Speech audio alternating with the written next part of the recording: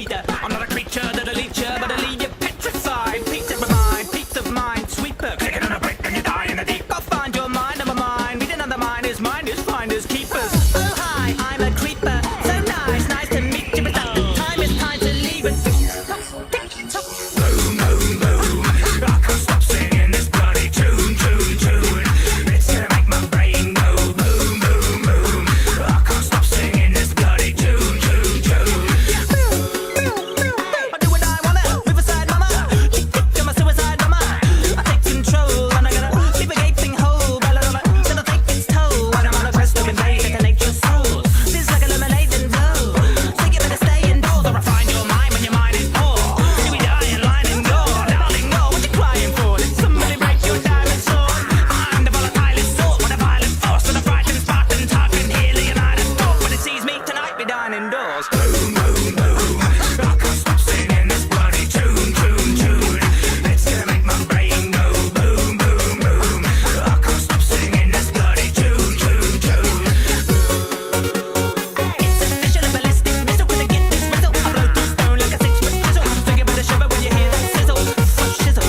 Take a listen. It's a premonition on my mission. Death by demolition. If I don't come home, there's a sign of a creature to describe why I'm missing. Gone fishing. White hot rap. I don't stack. Sometimes when I die, I don't track. So hustle up, fight off cats. I'm feeling nice and I might not. Boom, boom, boom. I can't stop singing this bloody tune. It's gonna make my brain go boom, boom, boom. I can't stop singing this bloody tune.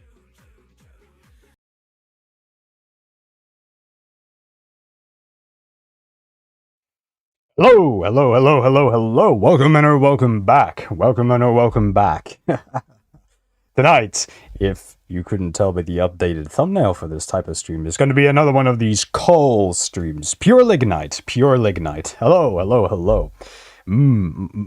Hopefully everyone's doing alright. I hope everyone's doing alright.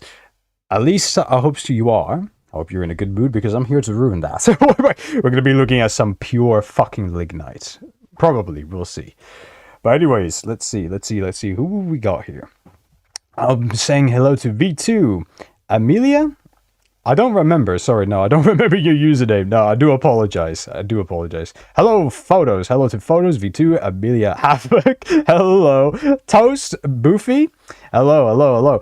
Would you like a crab of friendliness and joy? Hello. Hello. Hopefully everyone's doing alright. But yeah, no, I do apologize. I don't remember. Amelia, I don't. I don't know. Maybe my memory will be jostled, but I don't.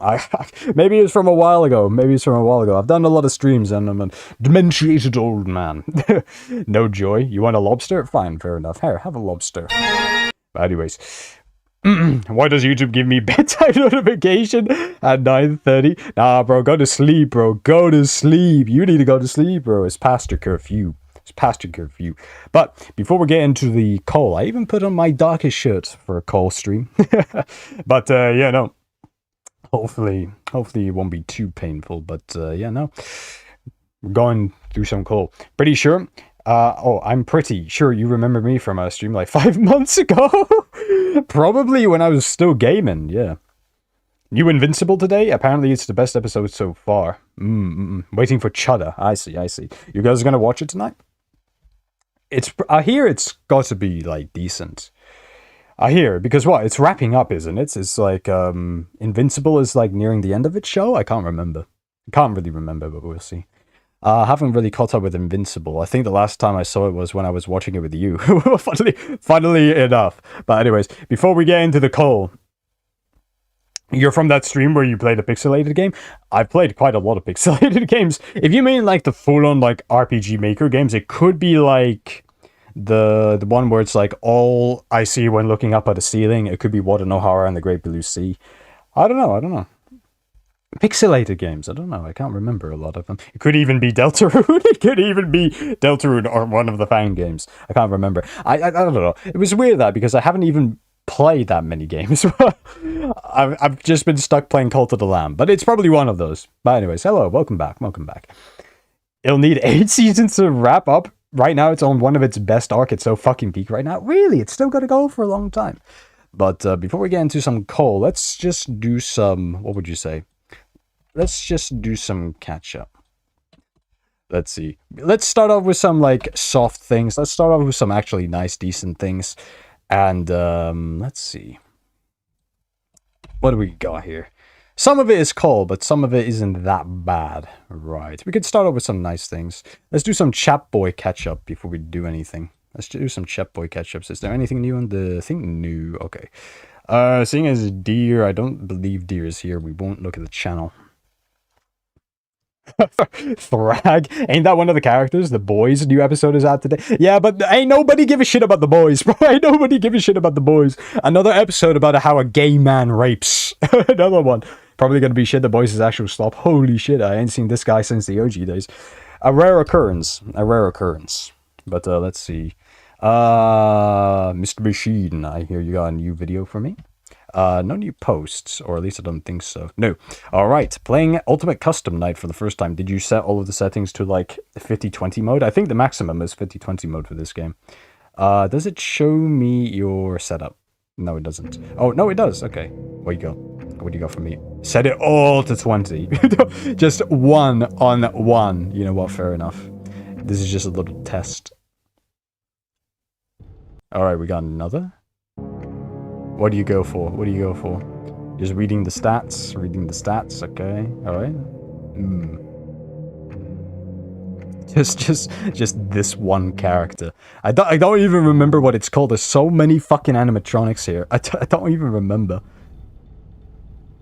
I'm surprised Ultimate Custom Night runs this shit for you, though. That is fucking amazing. I love the 10 FPS gameplay, though. It even struggles on the menu. You see that? The fucking lag. It's actually lagging on the menu, to be honest. But I'm surprised. I know. This looks fucking painful. The mouse, the cursor doesn't even move in like a fucking... It doesn't even move in a smooth manner. I always love it when you play games. It always makes it look so funny. But I guess we'll leave it there. Unless photos, you got something to share with us, but probably not the case. Probably not the case. Alright, what do we got? The follow-up was crazy. The first 3 seasons of The Boys was peak. Season 4 was ass, and this season only has 3 episodes so far. Out of 8, but looks ass. I don't know. I maintain that The Boys was always shit. I think they're just becoming much more, what would you say, honest with their bullshittery. I think they're just being way more honest about, yeah, we got like crap writers who get paid way too much money. They're too concerned with like, how many scenes can we put in where it's like, a gay character gets raped. Hello, Grimes. Hello, Steam. Hello.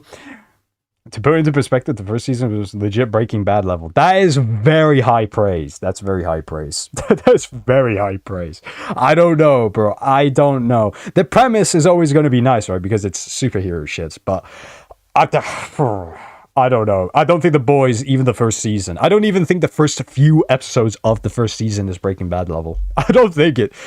I don't know. It just doesn't look all that. And then you have to counterweight it as well with all of the shit that comes across, and it just destroys the whole continuity.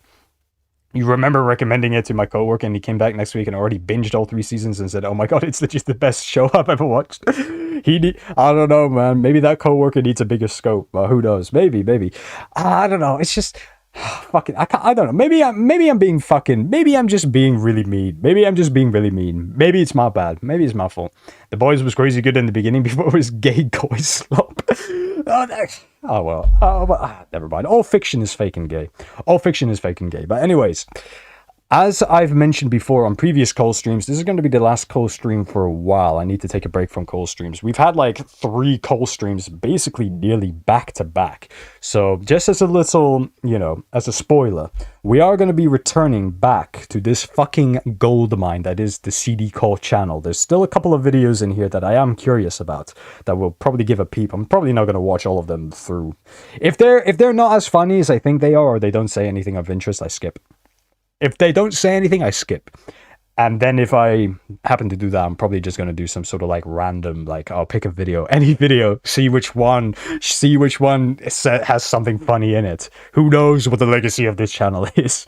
But anyways, there are just a couple of things I'm curious about that I do want to find out. But before we get into the cringe, let's start off with some fine things. Let's start with some easy stuff. Let me see if I can't find it. All right. Shall we continue with good things or bad things? Well, we could have coal, just not as extreme coal. Who knows? I got a few videos in here at the ready, but I'm kind of fucking concerned. Ah, you were in my when I played Off. That was a long time ago. Holy fuck. Yeah, no, Off, that was like one of the first games I played, if you discount Civ and Overwatch. But yeah, that was Off was like the other game I played. That's an OG. That's a long fucking time ago. Invincible started off kind of just boring, to be honest. Season 1 and 2 were just boring. And generic, and then Season 3 dropped. It legit instantly became peak. It's similar to the comics. They started off generic. Post-Conquest Invincible is amazing. Legit, that fucking character just basically upped the standards. That was like 7 months ago. Yeah, that was basically when I begun streaming. We're getting close to a year now. Like, scarily close. I think I started in like September, which isn't that long ago, but it's also not that far away from now either. That's fucked up, eh? That's kind of fucked up. Time moves too quickly, man. That was the before when I was doing this shit every day. Now I skip out on Fridays and Saturdays, but that's when I decided, you know what, I was going to do this shit every day. It's a shame I can't really pull that off now, but let's see. Shall we start out with something funny before we get into some cola light and then full on lignite? Right, I found this video. I'm curious about it. Let's watch this. Soldier Boy Tenor, crank that TV. Soldier Boy X Toby Fox. That's a fucking hilarious way of putting it, by the way. Conquest literally eats the budget every time he's on screen. The animation suddenly becomes better. The animators fucking lock in. They fucking lock in for the fight scenes. But yeah, no, the first Conquest fight scene was pretty good. It's pretty good. But I don't know, there's one scene in the show that I think it has yet to top it yet. You know that scene where Nolan, Omni-Man, you know, here he goes to that one planet in like season 1 or something, and he just fucking rapes it. He just absolutely obliterates it. He destroys it with that sick song in the background. That they put that out. The show has yet to come close to that level of quality. They have yet to come close to that level of quality. When Nolan destroys the whole planet, they peaked there in terms of animation. They have not come back to it yet. That's my take. On the 1 year anniversary, he's going to play Civ 5, Venice, 4-way PvP, 4 players, 64 city states, maybe. I could play Civ again, but yeah, that could be for my 1 year anniversary. That is a very sentimental in a sort of way, but that is something that I would probably do. That was season 1. Conquest fight is better, and second Conquest fight was also really good. I'll have to look to compare. It's just the Conquest fight is longer. That's why. That's scene with Nolan raping the planet. It takes like 30 seconds, right? You don't seem to understand. This world isn't yours to conquer. But it was pretty good. Alright, hit me, Soldier Boy. What have you got? What have you got for me? Crank that Soldier Boy. You Soldier Boy. Bom, Hey, I got bom, the new bom, dance bom, for y'all, bom, called Soulja da, da, da, da, da, da. You just gotta punch, then crank back 3 times from left to right. Crank that Soldier Boy. Soulja Boy, I'm in it. Why me crank it? Why me roll? Why me crank that Soulja Boy? That Superman. Alright, fair enough. Crank that Soulja. Why me? Crank that Soulja. Why me? Crank that Soulja. Now what? Soulja Boy, I'm in it. Why me crank it? Why me roll? Why me crank that Soulja Boy? That Superman. Pretty good. I tell you what, it works better than I thought it was. Superman.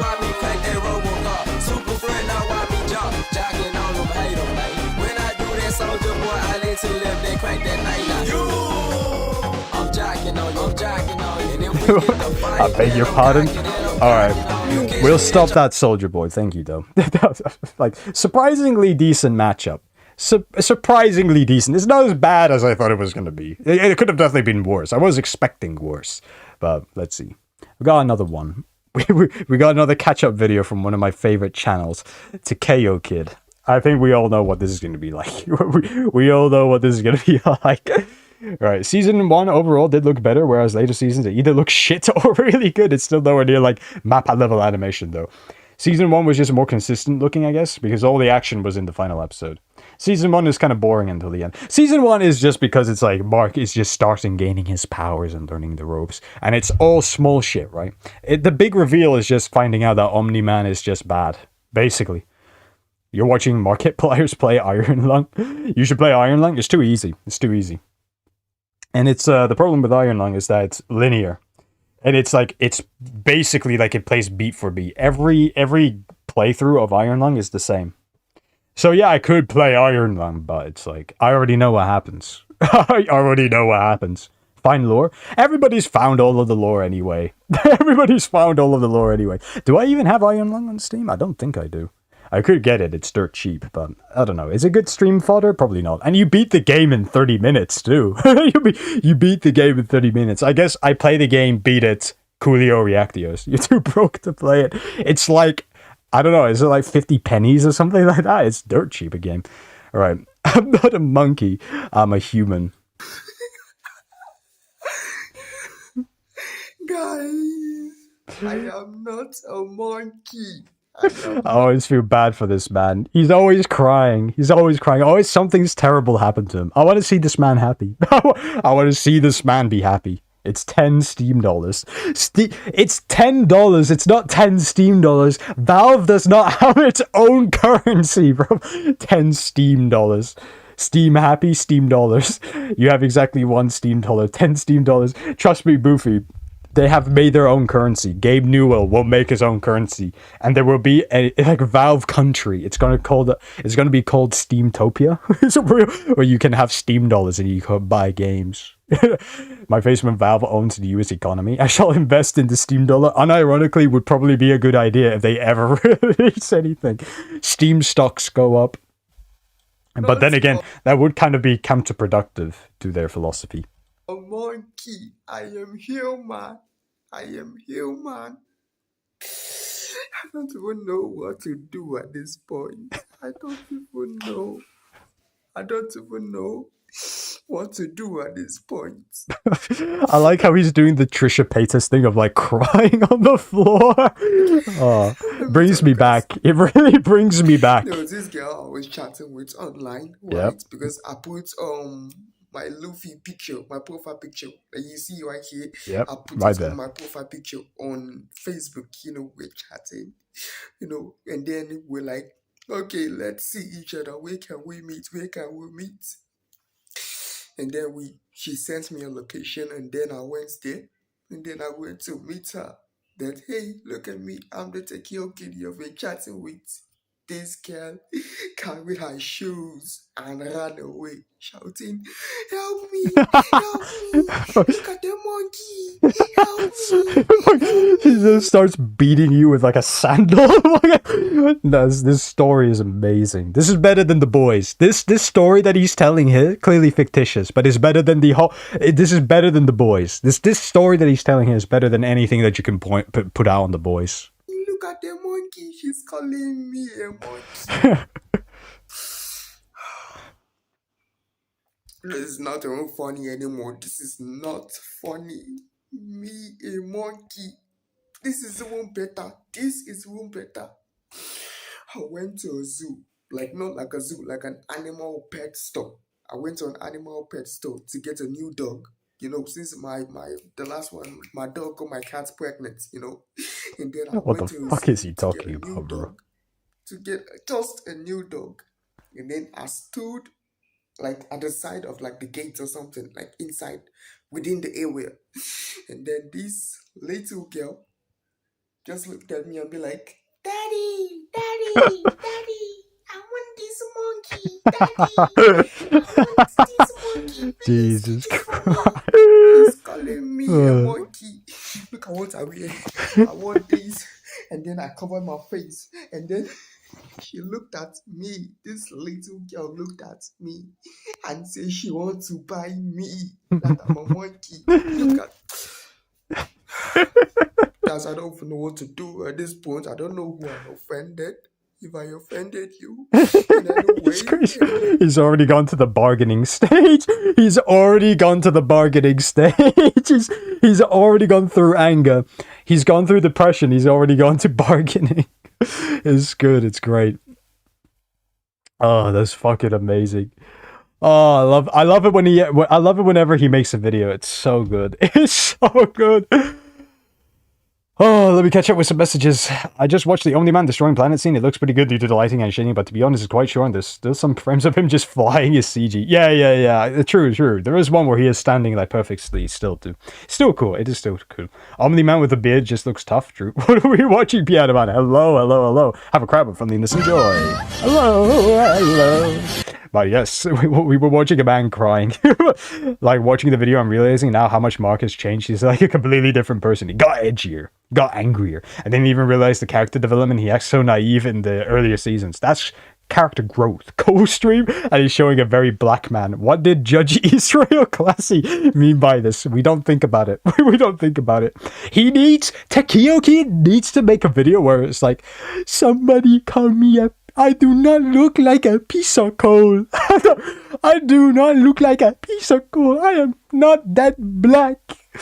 So I went outside and some boy, he looked at me and he said, that man looked like a piece of coal.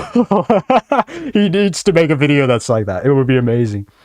But yes, hello fellow Canadian. Oh no, stop it. The maple syrupites have the maple syrupites have come together. They've congealed. Is this a racismo? No, it isn't. It isn't. I'm never racist. I never am racist. Anyways, let's look at this video. This is like a Five Nights at Freddy's version of Running the Show, which I believe is the song from the Digital Circus. Alright, what's this? Not getting through to you. How did he make the fucking model look this smooth? How is that even possible? Who did you employ to do this? Fucking Pixar? This is not possible.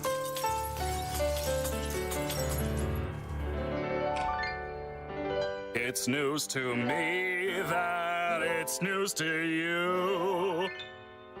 To which degree, who answers to who? I have no idea how he's done it, but he's tried to do it like one-to-one, and it's very convincing. My divinity is past and Jesus. am I getting through? He's even got the eye strain. How did you fucking do this? Regime has plummeted south. Don't need to scream. He even got the hat to dance. Jesus. Why bite the hand that feeds when it's the only hand you're getting? It's time you see that this great marquee is the only place you're ever gonna be. So strap on in and to get on the chin, and don't forget who's running the show. Jesus Christ. How much effort. Jesus Christ. It's basically 1-to-fucking-1. What a goddamn shame! He's even done the little oil effect. Congratulations, Jesus my Christ. friends. Public relations are getting a cleanse. Put on your Sunday best because I know we're close to quitting. So play the games and just ignore the pains, 'cause all that remains. Nice references. Blind to me, but you're too blind to see that I'm the one who's running the show.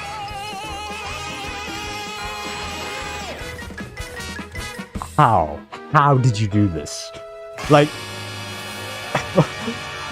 Christ almighty. Like, I understand it's Five Nights at Freddy's with the amazing digital circus, so it's like it's autism squared. But this is quite fucking high effort. Like, this is surprisingly a high effort shitpost. Like, how the fuck did you do this? How did you do this, Jabbo Bros? What demon did you have to shake hands with to do this? Even the models don't look like the crappy ones that you see in like other videos. Like, this is like, what did you do to do all this? It's 1-to-1. It's 1-to-1 to the original. Fucking hell, that's impressive. That I can't even diss it. I can't even diss it. Well, I did kind of diss it, saying it was autism squared, but fucking hell, that is just impressive. You cannot criticize. That is impressive. Okay, right, let's get into some coal light before we get into the true lignite. This is one of the other channels I like to keep up with, so... Autism Squared, Judge French Classy, how dare you? I am French, and I don't drink tea. Anyways, let's catch up with this person. Let's catch up with, what is that, Todali. Anyways, let's see, let me read the message feed. What is this? What is this? Hello. Shut up, Teoid. Yeah, okay, that might be it. That might be it, Havoc. Hey, but you say that. You have the goon animators to thank for whenever Invincible looks good. You have them to thank. You made a game in Politoria. Hello, Circle. Hello. And hello, dear. Hello. Both of you get a crab of friendliness. Enjoy. Hello.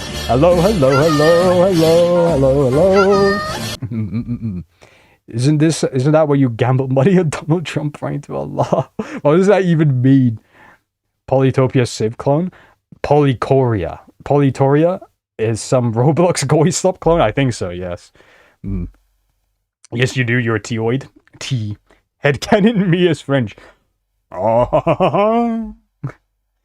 Give me lobster. Would you like another lobster? Right. Don't circle to. I just say circle. It's easier. Just hello, circle. It's kind of like me calling you fat in a very roundabout way. Hey, you circle. But yes, it is don't circle to, isn't it? Anyways, let's catch up with this. I'm coming out as trans-mask non-binary. You know what?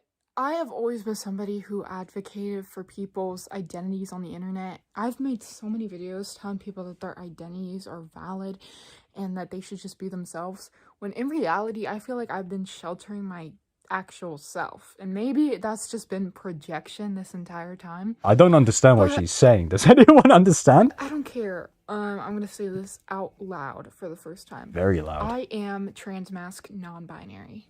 And excuse me if I'm being retarded, if there's any gender experts here, but isn't that contradictory? Like, does that not work at all? Maybe confusing to some people, but she and Zeke, sir. It doesn't look like they show. Yes. I just need. You got like a disembodied fetus. You got like stars. You got backpacks. To. We've tried to identify a lot of the paraphernalia this individual owns. I can't identify it all. Probably some of their murder victims over here. Greasy hair. They censor you. No. Really be my true self at this point. So yeah. Imagine this turns around and just says, you know what, I want to be my true self, and they just start saying the N-word over and over again. I don't think that my pronouns are going to change right now. At least my pronouns are still they, them. In 3 business days. Yeah, in 3 business days. I just wanted to say that because I've literally never said that out loud. And yeah, I want to actually embrace my identity more and focus on that because that is very important. And I'm always been somebody who's always saying, your identity is valid. For me to like not validate my own identity would be kind of crazy. So yeah, I just wanted to say that. Embrace yourself, embrace your identity, and yeah. Don't take any of this advice, by the way. This is terrible. This is terrible advice. Anyways, let's see. Does any of the comments say anything funny? No. Nobody here is fucking funny at all. This channel is coal light. It is pretty coal, but it is coal light. But now that we're moving on to the coal, I should change my microphone to the shit one, shouldn't I? Yeah, I forgot about that, but I should do that now. All right, now. This should be the ship mic now, so let me just put the volume down on this, because the ship mic does pick up the noise very loudly, like surprisingly loud. Alright, let's do this. You just fucking woke up! You like the number 2? No, you took your crowd. You gotta type more, bro. You gotta type more, little bro. You've been watching Death Note literally all day. Death Note is good. Is Death Note the one where he's like signing all of the names in the book and then people just die? You torrented that manga, haven't read it yet. Piano, I've never watched an anime show. You only watch Studio Ghibli movies. Studio Ghibli is like, Princess Mononoke is good, Spirited Away is good. That's it. Speaking through a toilet?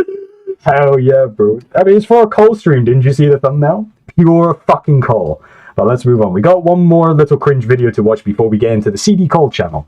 And then we'll do our little deep dive. Alright, well, let's see what we got. I got one more video to look at, and then we'll probably move on. What's this? T90X Trans Man's Guide to Passing? What is this call? What is this? 2 weeks ago. Is your name Kai, Oliver, or Felix? Is your name Forrest related? How about 1 syllable? I'm just playing. Is it a planet? Being trans is hard right now. Passing's about more than dressing like a 12-year-old, so they let me order off the kids menu. What the fuck? Wait a whoa, you slow the fuck down. Wait a minute. Is this like a wait, is this like a Uno? Is this like a fucking reverse? Is this like a fucking Uno reverse? Is this supposed to be like is this a parody?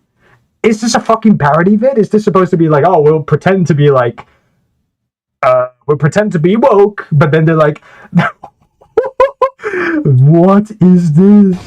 Passing's about more than dressing like This screams like a fucking dog whistle. I don't know what this fucking shouts dog whistle. Like this is like something that a transphobe would make to be transphobic. Like under the guise of being a wokeoid. Where you slow the fuck down. I might have stumbled upon something like amazing. Who knows though? Who knows? You remember commenting on this? Freudian slip, this trans man passing thing, you remember? You watched this and commented on it. What about yours? We can get around to yours in a bit. We'll finish this and we'll check out some deer posting and don't circle to posting, I suppose. And then we'll move on to the big shit, to the pure lignite. a 12-year-old, so they let me order off the kids menu. It's about safety. T90X is an online course that teaches you how to seamlessly fit in with your cis male counterparts. R/trans passing told me that if I don't have a vocal fry, I should kill myself. This, ooh. Put those flattering pants and vocal inflections to bed, because being excited is gay, and dressing good is for girls. When I first started trying to pass, I felt like I was losing a part of who I was. But the community I found was worth it. Thanks, T90X. I'm just really missing my girlfriend right now. That's gay. I do my T-shot every day, and I never get new needles. I'm not a doctor, I'm a man. Being raised as a girl made me a good person, and that's suspicious. With T90X, I learned to unlearn. Now I forget birthdays, talk over women, and play guitar at people.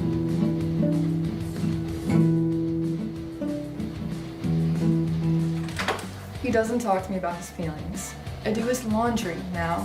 He's like every man I've ever dated. Gender affirmed. Thanks, T90X. By the end of this training, you'll learn the leading quality of manhood. Helplessness and low EQ. It's like My Fair Lady, but if she started off good and ended up cockney. And if you're comfortable in your transness and want to express masculinity in your own way, say by not going on hormones or dressing androgynously, then this program isn't for you. Because you're not really trans. Let's go, guys. I don't know what this is about. This is like... I don't know. This fucking video is strange. Like, I don't know if they've realized that they've, like, put in such a fucking massive dog whistle in the beginning of their fucking video, but I don't know. It still doesn't change the fact that all of these people are repulsive and disgusting, but... Oh, dude. Should I have not said that? Am I in trouble now? They are fucking, they are homunculi though. You see that fucking little end frame where they're all just sitting there moping, being disgusting? Like, I don't know. This is like a uniform that they put on. It's like in nature when you see like a poisonous frog, you touch it, you die. It's like a bright yellow. This is their way of presenting to people. Look at me. I'm a fucking freak. I'm mentally disabled. Don't come near me. You will catch AIDS somehow. you will catch AIDS. This now I realize at the end of this video, they're clearly trying to make fun of like, I guess like tranoid gatekeepers, which I suppose is a real thing. Like they'll define like this fucking weird like trans medicalists, for example, as sort of gatekeepers and whatnot. I guess that's what they're trying to do. They're essentially trying to combat stereotyping. Like, oh, if you're a trans man, you gotta act like the stereotype of a man, and if you're not doing that and you're not going full on with everything else, then you can't possibly be a trans man because you're not acting like a man. Something stupid logic retard fucking like just I ain't gonna say anything more. I ain't gonna say anything more lest I be in trouble for bigotry or something like that. But yeah, this is fucking like, Babe? Oh, I really miss you. No, nobody found out I still identify as a lesbian. damn. What we got? Queer art. I would hardly call that art, to be honest. It was quite disgusting, and they don't realize the accident that they put here. They really don't fucking know what they've done. Somebody could look at this and just take this and say, "Holy fuck!" I hope they realize, maybe. I don't know. Maybe this fucking shit made me highly suspect. Oh, fucking! They I tell you what, Tranoids, they really only know how to self-harm in every single way possible. They only know self-harm. They only know. They can't fucking do anything. Can they? Oh, okay, yeah, okay. It's not what I originally thought it was. They put fucking pronouns for every single fucking person here. They, he, him. They, them. He, him. She, her. He, him. He, him, he, him. That's a lot of he's and theys, but only one she. Oh, that was fucking funny as fuck. That was funny. Self-hatred. Look at the comments. Massage drone strike. You are the AIDS spreader. Okay, but like, why are dino nuggets? I just buy it off the fucking... Buy them in a freezer or something. Reddit level humor. It's worse than that, to be honest. It's worse than that. They are unintentionally funny. That's the problem, isn't it? You add extra hot chocolate. Your extra hot chocolate was too extra hot. Well, then just don't make it too hot. Dear, you apparently commented on this video. What could you have possibly commented? What have you possibly commented? I need to do my magic trick where I have to control F it, where I have to search it up, because I have no idea. You have to load all of the comments. You have to load all of them before you can before you're able to search. Otherwise, it just doesn't compute. Okay, let's see. About Dino Nuggets, not the video. Ah, fair enough, fair enough. The video is just terrible. It was unintentionally funny, but Dino Nuggets, that is like, that comment was about, it was very Reddit. It was very Reddit. Can I find this? Oh, hold on. Aha, I found it. Let's see. I found it. I found your comment. As a trans man, I love this, but got fucking called out by Felix being listed as a name. Don't know what that means, but there we go. We found your comment. We found your comment. It's a shame that your comment had to be associated with like low-key, like a sleeper dog whistle video. Like this is almost like an admission of guilt. You know what I mean? This is like, I caught you fucking red-handed, motherfucker. Oh my goodness. Everything else was just painful and disgusting and unfunny, and it was made by raped individuals who need to snap out of it. Hopefully you can. No, but then they lifted up the shirt and a lot of these people have gone under the knife. So that's unfortunate. Now they are the forever raped. the perma-raped. The perma-raped. as I like to say. But anyways, that was painful. I didn't think the video was going to be that painful. They nearly did a bait and switch on me. I thought they were going to be a lot more like... I thought this was like a fucking parody video. Or well, not a parody, a satire. I thought it was made by like... fucking hell. I just saw that. I was like, Jesus, I might get in trouble for even watching it. Nah, it was just cringe. Just fucking disgusting. Let's do a few more chat boy catch-ups. And then we'll move on to our big shit. Let's move on. What do you got for me, dear? What have you got for me? You make anything new? I think you made a new short. A couple of new shorts. Jewish. Dino Nuggets wasn't a joke. Then it was an admission of a skill issue. Then it was an admission of skill issues. Anyways, they all taste the same anyway, so it doesn't matter. What's this all about? I don't even know what I was doing here, but look, he looked around, and then it's like he picks up a fucking, like... It's like a red card. Like this one specifically. It's like he's picking up an item in a game and like looking at it, inspecting it. You're kidding me, right? It's like inspecting an item in Dark Souls. But it's good to see that Unterdale Revamped has had increased budgets, rivaling the budget even of Invincible.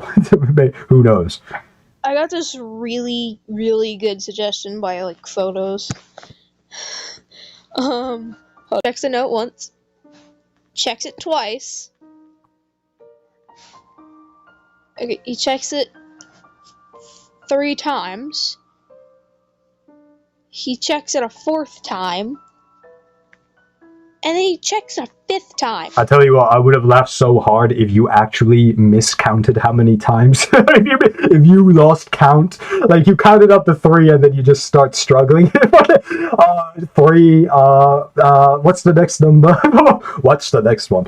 Well, who knows? It's good to see that Untertale is being made. This is good. This is good. Good news. Good news. Right. Can we ban Piano Man? His PC video? Perhaps I will take your suggestion. Perhaps. It depends. What's this? My name is Mud, not to be confused with Nil or Jack or Pete or Dennis. I think there's a reference to something, but I don't know. Let's pick Blazing 8. I love Blazing 8s. Okay, bro, on the Blazing 8. Why would you do this to me? Havoc has spoken. Havoc has spoken. He is a very powerful man. I cannot ignore him, Piano Man. I wonder if Photos has made anything. I don't think so. I think we checked everything Photos has made. Circle, do you have anything you want to show us? Okay, this might be good. I think I need a better CPU or computer. What is this a complaint about? What is this a complaint about? I think I need a better CPU or a computer. Your problem is that you're on a Mac.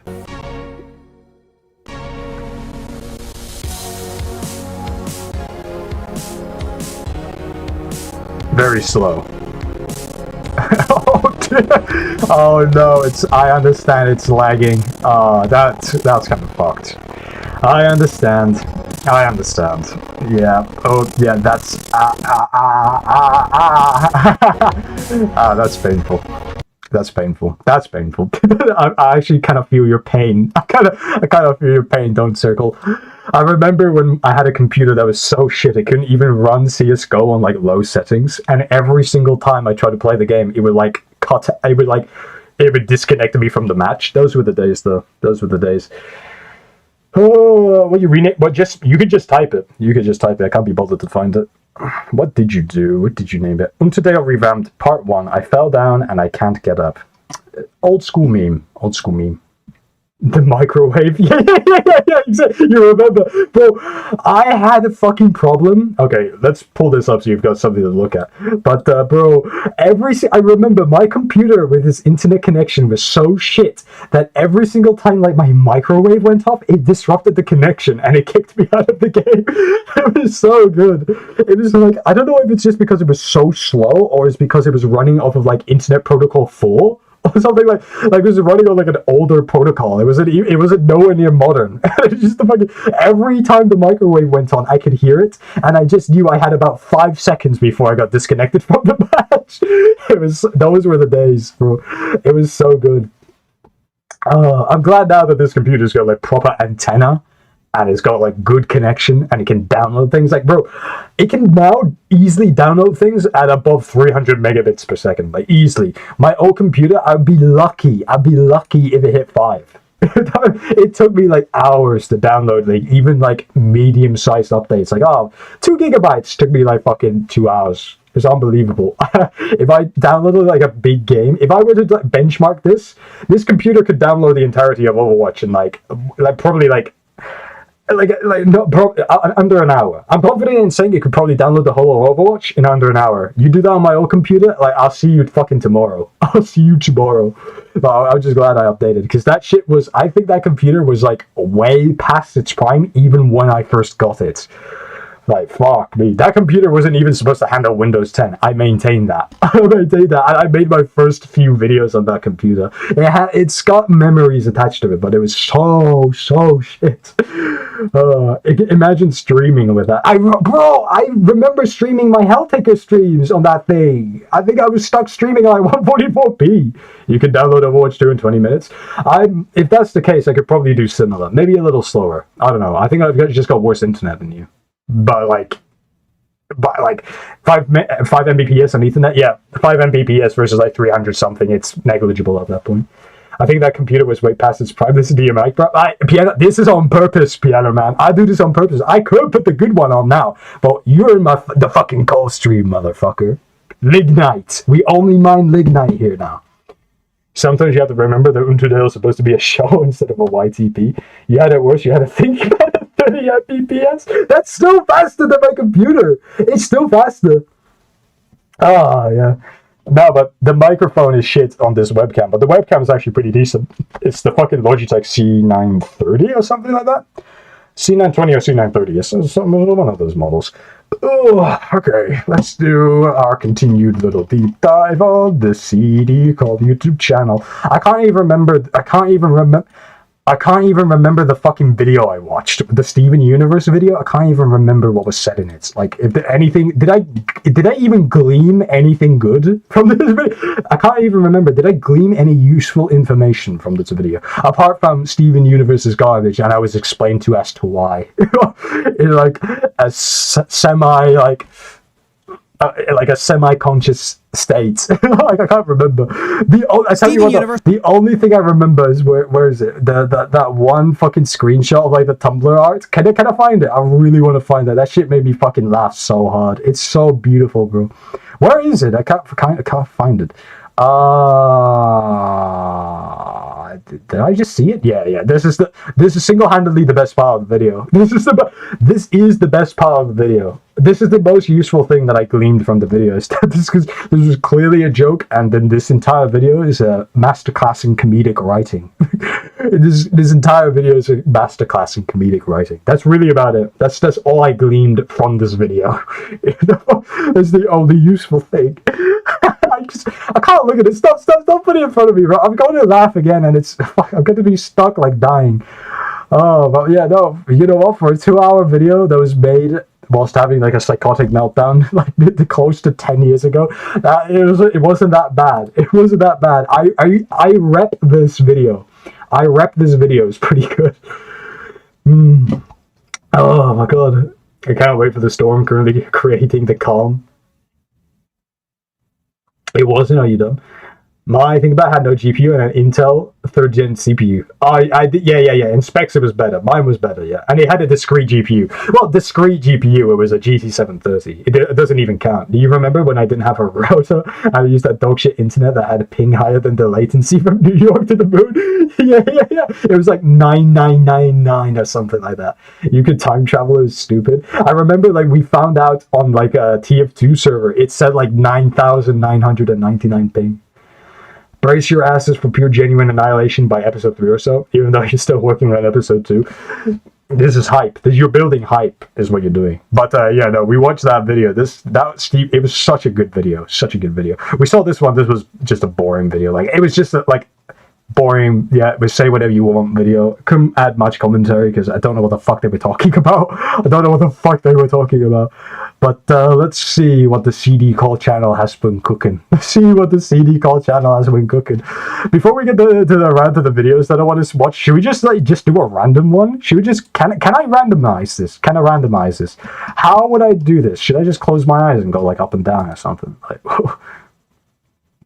I don't know. Maybe we could like watch a random video, see what goods we've got going. All right. Okay. Now that's fucking rubbish, bro. I'm shit at this shit, aren't I? Oh my fucking god! I want to randomize this. Come on, you bitch. Oh my. Okay, this method is not working. Okay, right. This method is not working. I am too physically disabled to do this. All right. What's this? Oh, fucking hell. There's just so much cartoon shit that I'm not interested in, though. That's the problem. All of it's just all Steven Universe and, like, what is going on here? What's good? What can we do? What's good? What looks interesting? Maybe some of the older videos might be funny. Maybe we look at videos around the Steven Universe one. That could be something. That could be.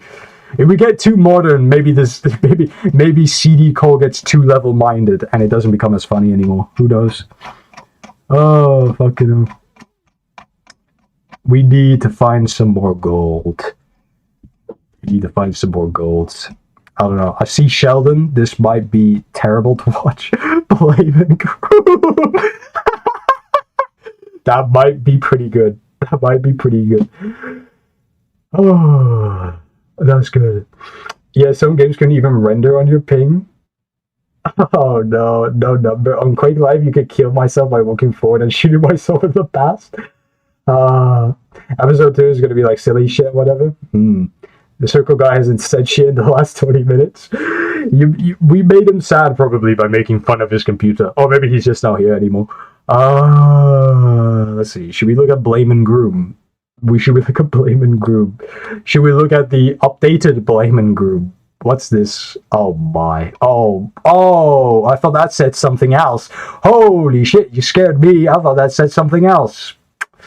Another pedophile rises. Okay, what's going on? Yeah, let's do Blame and Groom. I just watched that because the title's funny. Oh, you're just doing work. You're doing music work? Fair enough. Stop! Burn! Throw the fire! What's this? Throw the fire! Throw the fire! Who's this fat arse? What is this? Glass of water with Lily. Okay, I might not be prepared. Blame and Groom.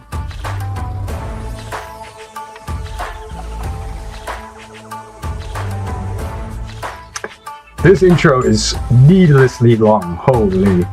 Well. How's that moral high ground working out for you? I'm sure you've all heard the news by now, but if you haven't, then don't worry, I'll explain it to you once we cut to page. Now, I'm a little late. I'm a little late to the news. There have been a lot of people making statements about the whole thing, ranging from calm and meditative to simpering and cowardly. And I know you did not come to a Lily Pete video to hear a lecture about the importance of forgiveness without atonement. Instead, I suppose that was a different pseudonym.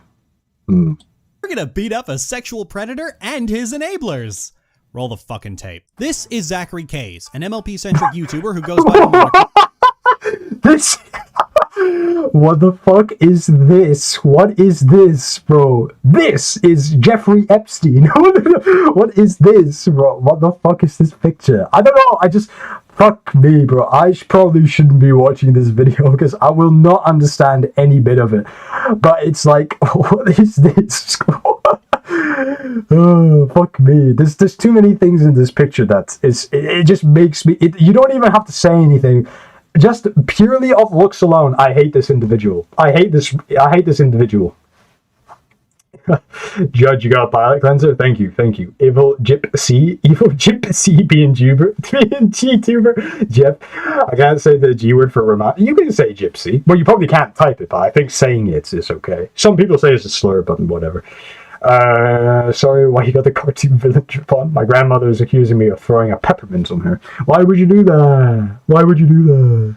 What's this all about? Zach is a member of the analysis community, or rather he was before this latest patch of controversy. Zach is an unhealthy member. I tell you what, if anyone is involved with any of this, and they're a male, 90% chance that they're a nonce. 90, how can you? I have no idea. Oh, well, maybe the soft A doesn't count. Maybe it doesn't register the soft A. If you type the hard R, maybe it'll block it, but if you type the soft A, maybe it doesn't. YouTube is weird. It blocks it. Can't say the gypsy word, sad face. YouTube knows you're black, bro. They know. He was before this latest. But yeah, no.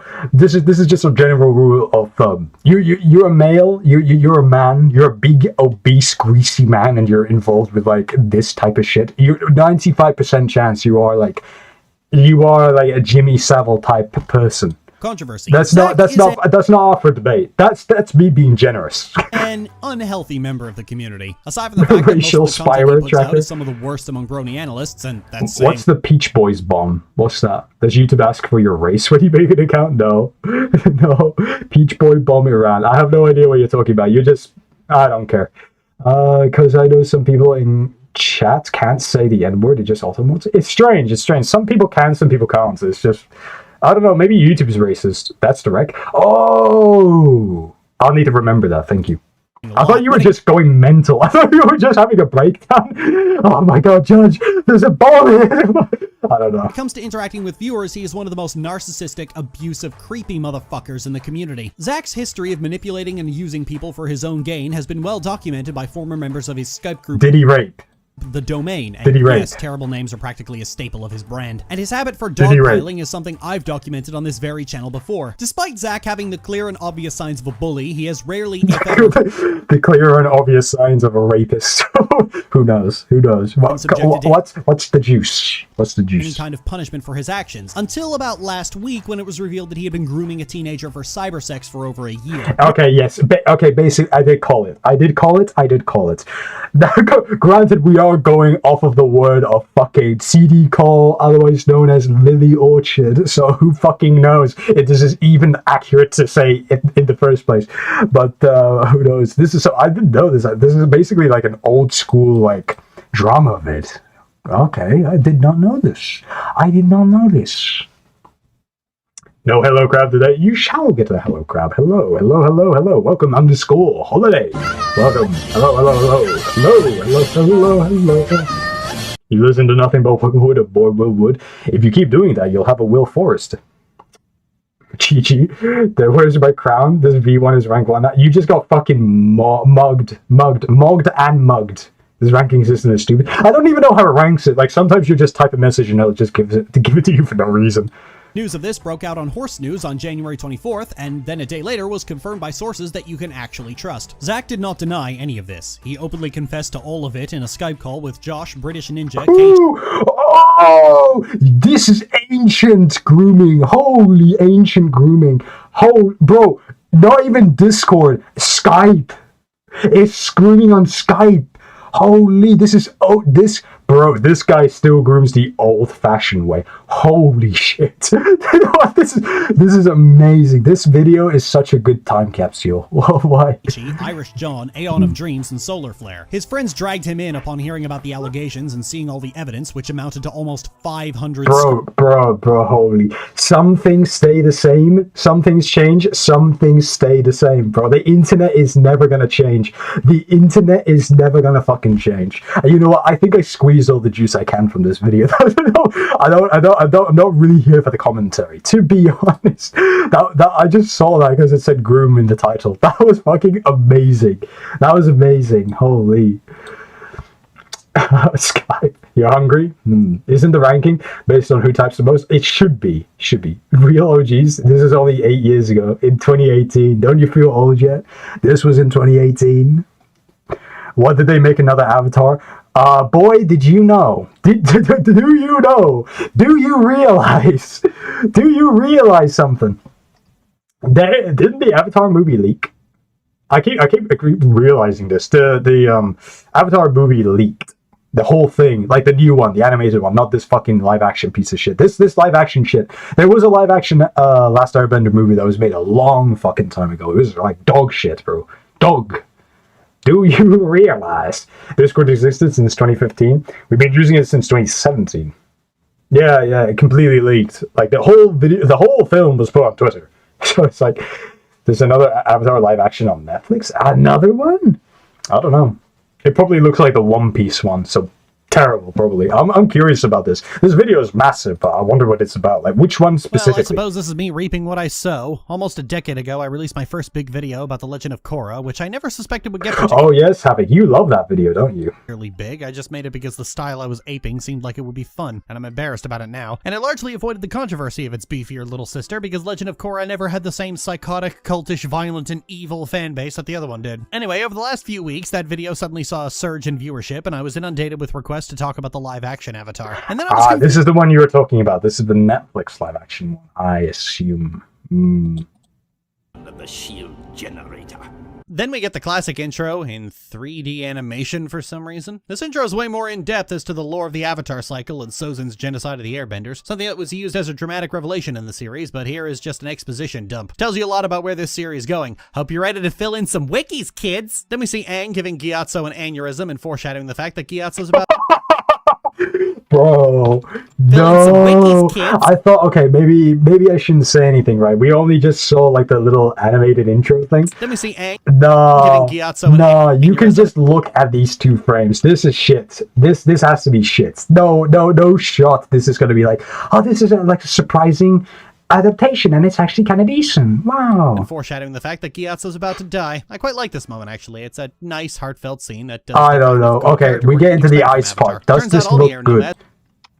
Does this look good? That's an understandable fear. Then he and Appa take off and run just as the Fire Nation has arrived to Order 66 the entire temple. The monks, as is to be expected, put up an extremely good fight, but with the power of the comet, the firebenders ultimately have the edge and they start dropping like flies. Meanwhile, Aang gets caught in a storm, drops into the water, goes into the Avatar state, and waterbends himself into ice. Cut to 100 years later, we see Katara practicing her waterbending while Sokka's trying to train the children to be guardsmen. Then the two of them head off to find some food for the tribe. While there, Sokka remarks to Katara how dangerous it would be if the Fire Nation caught her waterbending, as she's the last waterbender of the tribe. Now, in the animated series, the genocide of the Southern Water Tribe is implied to be the reason Sokka's ignorant to waterbending, allowing Katara to naturally exposit about what bending is. But if we're being honest, it's been 20 fucking years since then, and nobody needs it explained to them. So this time, Sokka expresses deep concern about his sister is putting herself in danger. The two actually get into an argument about the fact that Sokka wants to be prepared to ward off the Fire Nation's genocide, but Katara feels waterbending needs to be preserved because it built their culture, arguing that it doesn't matter if you survive if you lose your culture in the process. Cultural genocide is still genocide. I won't mark this down as an L or a W, it's kind of equivalent exchange. It reflects on how Sokka, despite being a dope, feels a sense of responsibility as the older sibling. I kind of like it. I like it when siblings care about each other in stories. I don't care for the way fighting and bickering is normalized. However, it is still mostly just more lore, whereas the original had character, because the character is the important part. The two lose control of the boat in a current, and Katara finds the iceberg that Aang was trapped in. Katara attempts to bend the boat back to the ice, and in doing so, awakens Aang. In the original, Katara awakens Aang because Sokka is such a chauvinistic prick that he ends up driving her up the wall, and she cracks it while lecturing him. This is where the show can take an L, because Katara freeing the Avatar through the power of sick of this sexist bullshit was just objectively funny. The fall of the Fire Nation was set into motion by Sokka being an annoying little shit. They bring Aang back to the village and nobody knows who he is or what his deal is. This is interesting, Christ actually. almighty. I don't know, the more I look at the live action one, I just think why? Why was it even needed? Like, I guess they're trying to experiment with like the medium, trying to experiment, but I don't know, most people are like, I don't really understand this. Like, a lot of the times, live action remakes are just completely unnecessary, isn't it? Like, a lot of the time, it's just, what would you say? It's like it is always objectively a downgrade to do this. It is always objectively a downgrade to do this. If you're lucky, there's going to be like a couple of aspects that are changed and are tweaked. But that's mostly if you're confident in terms of writing, story-wise, right? But who fucking knows? The more I look at this, it's just like, I was thinking is like, I almost didn't fucking realize this was a thing that existed. It's like, I almost didn't realize. Maybe a HD remaster. Maybe that would be nice. But who knows? The original Avatar is legit perfect. But we gotta do the fucking live action. Disney has done this fucking experiment a lot as well. It's just most of the time it doesn't work. V2, you have to learn patience. Swearing won't get you anywhere, little man. Anyways, I still remember, I think, it's the bomb one, isn't it? I never really watched Avatar, and I probably never will due to me being tangled around the same 7 shows and games. The Last Airbender, the cartoon, is pretty good. Highly, highly regarded.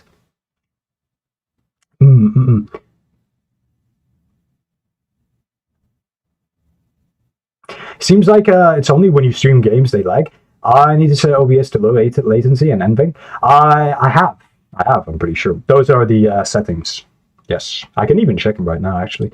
What is it? I go into stream? Well, no, that's different. That just shares YouTube. Yeah. Put the bitrate down, hardware, NVENC, H.264, and I put the encoder as better quality. I might have to do it faster, perhaps. That could be it. But, I don't know. Nobody else ever seems to complain about the lag V2, so we got to use our logic here. Literally the best animated show ever made. New movie from Disney, another fucking live action remake because we can't think of anything new and ChatGPT is down. What is it? They made like a live action remake of Moana with the fucking Rock or something like that. Like, it's got Dwayne The Rock Johnson and it just looks fucking terrible. I don't know. H.265 chat? I could do that, actually. Do I even have the ability to do so? I should. It doesn't come up on my OBS. It does not come up on my OBS. Maybe I need to install something. I mean, didn't he already voice the character, though? I can't remember. I'll get around to it, me too. I'll listen to a few more minutes of this. If this is not as funny as I think it is, then we'll just move on. It just seems like this is a plot summary of all the episodes, so I'm probably not going to sit through that. This is essentially like reading a wiki page. What's this? The part where I get annoying. This could be good. Villains have more depth added to them, especially Zhao and Ozai, who don't actually become more nuanced characters, but their evil has more layers added to it. This isn't always a bad thing, but this aversion to letting main characters be anything other than goody two-shoes means the characters we spend most of our time with are just so dull. People harp on Sokka not being sexist anymore, but even beyond that, Sokka just doesn't have the... What? Let my man be a misogynist. Let him be. Okay, I guess. Whatever.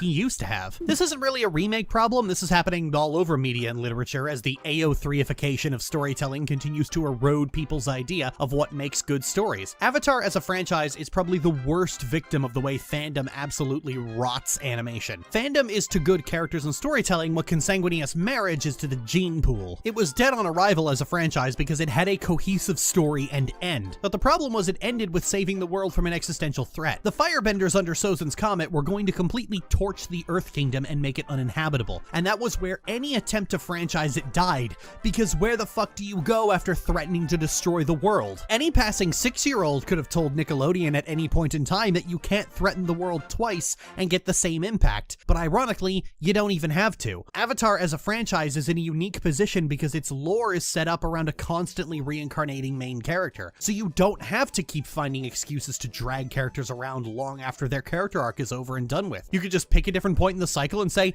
okay, it's about them now. This means you can tell any story you want, and yet they keep trying to make these big bombastic adventure stories that feel like playing D&D when your dungeon master has DID. I was asked a story about an avatar whose primary companion is her non-bending older sister, with the hook being that this avatar is a skittish, flighty coward who has to be largely babysat by her sister as she both learns the elements and starts to come out of her shell. I envision 4 seasons, one for each element, where both the avatar and her sister were the only recurring characters, and each season spending 2/3 of itself as an episodic story of the avatar learning the element of that season, followed by the last third being a serialized local conflict that tests both mastery of the element in question and whatever personality has... Why do I feel like I'm being pitched fanfiction?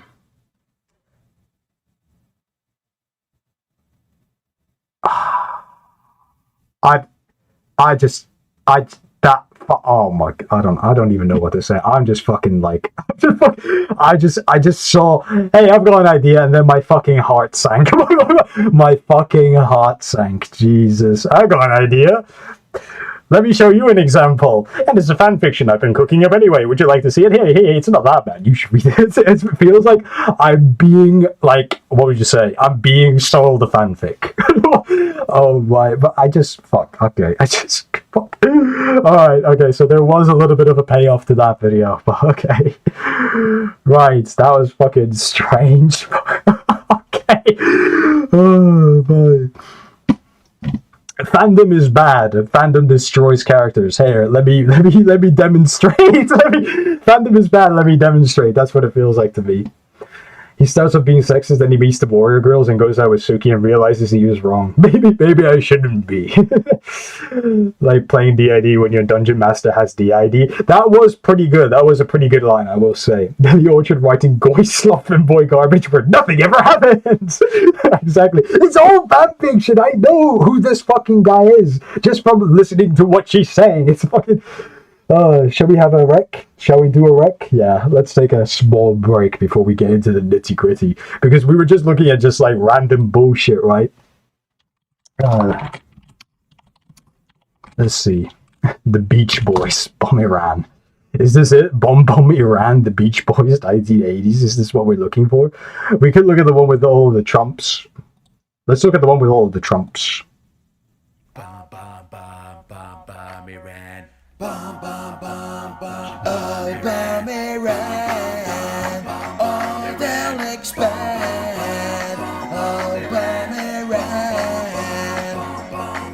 They got me ready, Beckley tweeting. Let's get them retreating. Bomby ran, bomb, bomb, bomb, bomby ran. This man was ahead of his time. Anyways, let's see. Don't mess with Merc. Bomb, bomb, I ran. Bomb, bomb, bomb, bomb, bomb, I ran.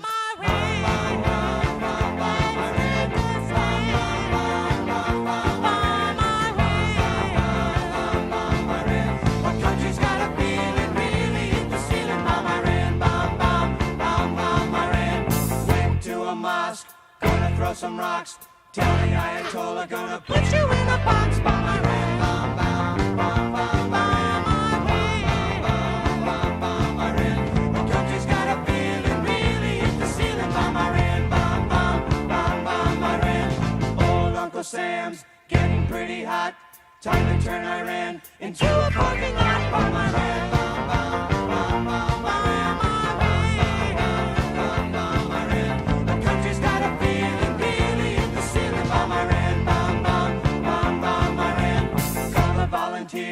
Call the bombardiers, call the financiers, better get their ass in gear. Bomb, I ran, bomb, bomb, bomb, bomb, I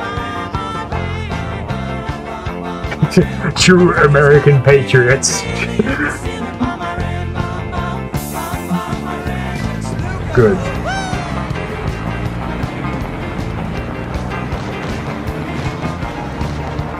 This song was checked by true American patriots. This song was, oh my! I like how it's got like the Star Spangled Banner in there and everything. Pretty good. The actual song itself is kind of shit. I'm not gonna lie. It's kind of shit. Apart from like the kind of old school type of sound to it, but the singing is awful. The singing is fucking awful. Like that's an objective statement. Trump would have sung it better. Trump would have sung it better. You got to wreck Dr. Sunshine is Dead by William Woodiam. We can look at that later. A lot later, though. I don't know. Maybe. Used to explain my crazy-ass stories to my grandma when I was a little kid. A lot of it is just like, what do you call it, stories? You can tell for most people it's just like taking two objects and just fucking like smashing them to each other. Let's listen to Joey W. Rick. Joey! Hell yeah, baby. But let's continue with our daily coal intake. Now, I'm very curious. What else do we have? I want a truly fucking deranged video. I want a deranged video. Actually, I'm going to torture you, Havoc. I'm going to torture you. What's with this Korra bit? It's an hour and 6 hours for a Pokemon video. All right, what's this?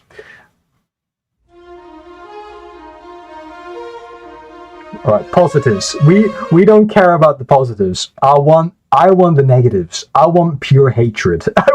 I want pure hatred right now. Tough. I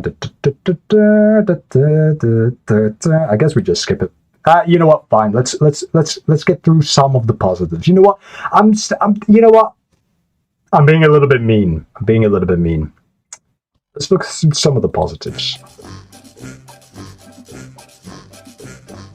In an attempt to present fairness, because people like to pretend that I'm always negative for no reason, I'm gonna start by listing out all the things I liked about Korra. I'm not against the series trying to court a more mature audience than its predecessor, especially since most of the people who grew up watching Avatar were likely already in their late teens when Korra came out. There's a difference between a show trying to aim higher than its predecessor out of a genuine desire to do something new, and a show getting stuck up its own ass because the creators are one of those insufferable pieces of trash who think cartoons being at their best when they're aimed at children is some sort of negative stigma that we need to fight against. And despite all its problems, I thought we were... God motherfucking damn, I thought we were in the positive section. My bad. My bad. Jeez. Christ almighty. I thought we were in the positives. Steven Universe, positive, no correlation. This is about Korra. Speaking of Korra. Anyways. Oh, god damn. Watch the Steven Universe re-review. We could do that. Anyways, welcome back, Toast. We're looking at this channel again. And then the goddess dies from this little girl who is probably on crack. That's good. That's more than Steven Universe. God, that was all hate. That was all hate. Yeah, but that's what made it so good. But I wonder, granted we're supposed to be in the positive section, we've already been stung by some scathing hatred right now. That its attempt at a more mature take on the source material brings, Korra is very clearly pitching its tent in the former category. Don't bring my mother into this. I overall like the more in-depth look into the application of bending and how its many different uses are so thoroughly explored, even though I'm gonna complain about it later. The ability to power an electrical grid with lightning as a sort of blue-collar job for firebenders is a wonderful touch to the series' attempt to modernize the technology, and showcase how much has changed in the 60 years since the 100-Year War, even in spite of the rampant Americanizing of everything else. I honestly think the modernized aesthetic would have been better served by incorporating more bending and less generic steampunk 1920s Murica. I love how metal bending is expanded on with the many different applications for a single sheet of metal. You remember how in The Last Airbender, Hama taught Katara just how much the ability to bend could be pushed given just a little resourcefulness? The Legend of Korra took that idea right up to a— You don't fucking bring that evil fuck. You fuck me. Just remembering that character gave me PTSD. You can't fucking do that to me. You cannot fucking bring up, that was the bloodbender, right? You can't fucking bring that shit up to me. They actually fucking framed that episode like it was like a fucking horror movie. From what I remember, they framed that shit, it was like a horror movie. Fuck me, man. You can't bring that shit up. Oh, but it was fucking cool though. But it was framed like a horror movie. Christ. The only positive about Steven Universe's Homeworld, I don't know what that means. The Korra ones isn't deranged, this one is normal. It's a shit criticism. Lily hates Zahit. What? Just because he's an anarchist, which has nothing to do with the quality of the show. Welcome back. Why did we deport Korra to an El Salvador transgender camp to turn him into a femboy and ship him directly to Diz's home? Damn, that's fucking evil toast. Zahir, the bloodbending in Korra is way more fucked up. 11, with every single school of bending finding new and unique But you see it for the first time, it's like, oh shit, I didn't know they could do that. It is way more shocking, obviously. Ways to exert control over the elements. Making use of small details to affect things in such a massive way is a far smarter and more creative approach to combat design than just hit it with a bigger laser beam, even though that's exactly what the show ends up doing most of the time. Bending was always perfectly suited for combat pragmatism, even in The Last Airbender, where big pillars of fire were always considerably less impressive than the small ways a bender could fuck you up. Also, Legend of Korra gave rise to the single coolest bending technique ever.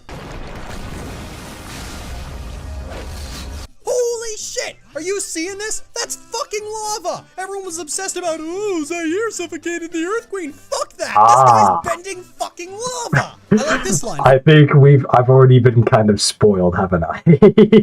From Kuvira. And don't pretend that people put you where you are. I know what happens to cities who don't want to hand over control to you. Then you know what's coming for Zaofu. In fact, I like every line from Kuvira, even though I'm gonna complain about her later. She's the only character in the series who looks as tired of all the main characters' shit as I was by this point, and pretty much hands everybody's ass to them on a silver platter while they're busy spouting platitudes and doesn't bother fucking around. I really like Tenzin. He's a far more interesting character than Korra herself, with having to live with the responsibility of rebuilding the air nomads after his father's death, along with having to teach airbending to Korra, who's somehow more bratty than the 10-year-old Aang, and the camera just pans away as they're beating the shit out of him like it's too painful to watch such a lovable character get hurt, which is more dignity than Korra herself gets. It's because he's got that beard. That beard made him really cool. He's got, yeah, that's my level of analysis there. It's just because he's got a really cool beard. We see it in season 4 and season 5 when the show is actually dog shit. You're deep, but you have a legal joint ownership over Dear, but due to your marriage with photos, it was an arranged marriage, Toast. Arranged. What's this? Not 2 episodes later. And speaking of season 3, after Zaire is finally defeated by all the characters who aren't complete failures at everything, he starts yelling about how chaos is the natural order of things, and how the revolution has already begun, and a bunch of other anarchist libertarian bullshit, and Bolin literally puts a sock in it! That's fucking amazing! It's the only genuinely funny moment Bolin gets in the entire series, and I love it. Also, I love this guy. That platypus bear is pooping money! And so on to why Legend of Korra is a horrible show that makes me want to do all the violence on the drywall in my living room. Well, so the positives, to be honest, it was very short, wasn't it? It went from 2 minutes to 7, and still half of it still had plenty of negatives. So in reality, the positive section was 1 minute long. 1 minute long. Just 1 minute of positives in 1 hour and 34. That's fucking hilarious. That is fucking hilarious. Oh, God. Just makes rage bait essays to farm views. His bid brings the show from a 3 out of 10 to a 6 out of 10. This is true, Toast. This is true. Disabled likes. Okay, bro. I think all of the videos have the likes, the ratings disabled. Season 2 was the worst season of Korra. That's interesting. That's interesting. Should we skip to season 2 then? I bet, bro. Wait, hold on. Can we see? Where is season 2? I wonder. It doesn't say. It doesn't say. Season 2, switching gears. Right. Okay, let's skip over to this. I bet you, CD Cole is going to say that this is the best one. I don't know why. I think it'd just be very funny if you think it's the worst one, but then CD Cole thinks it's the best one. That'd be fucking amazing.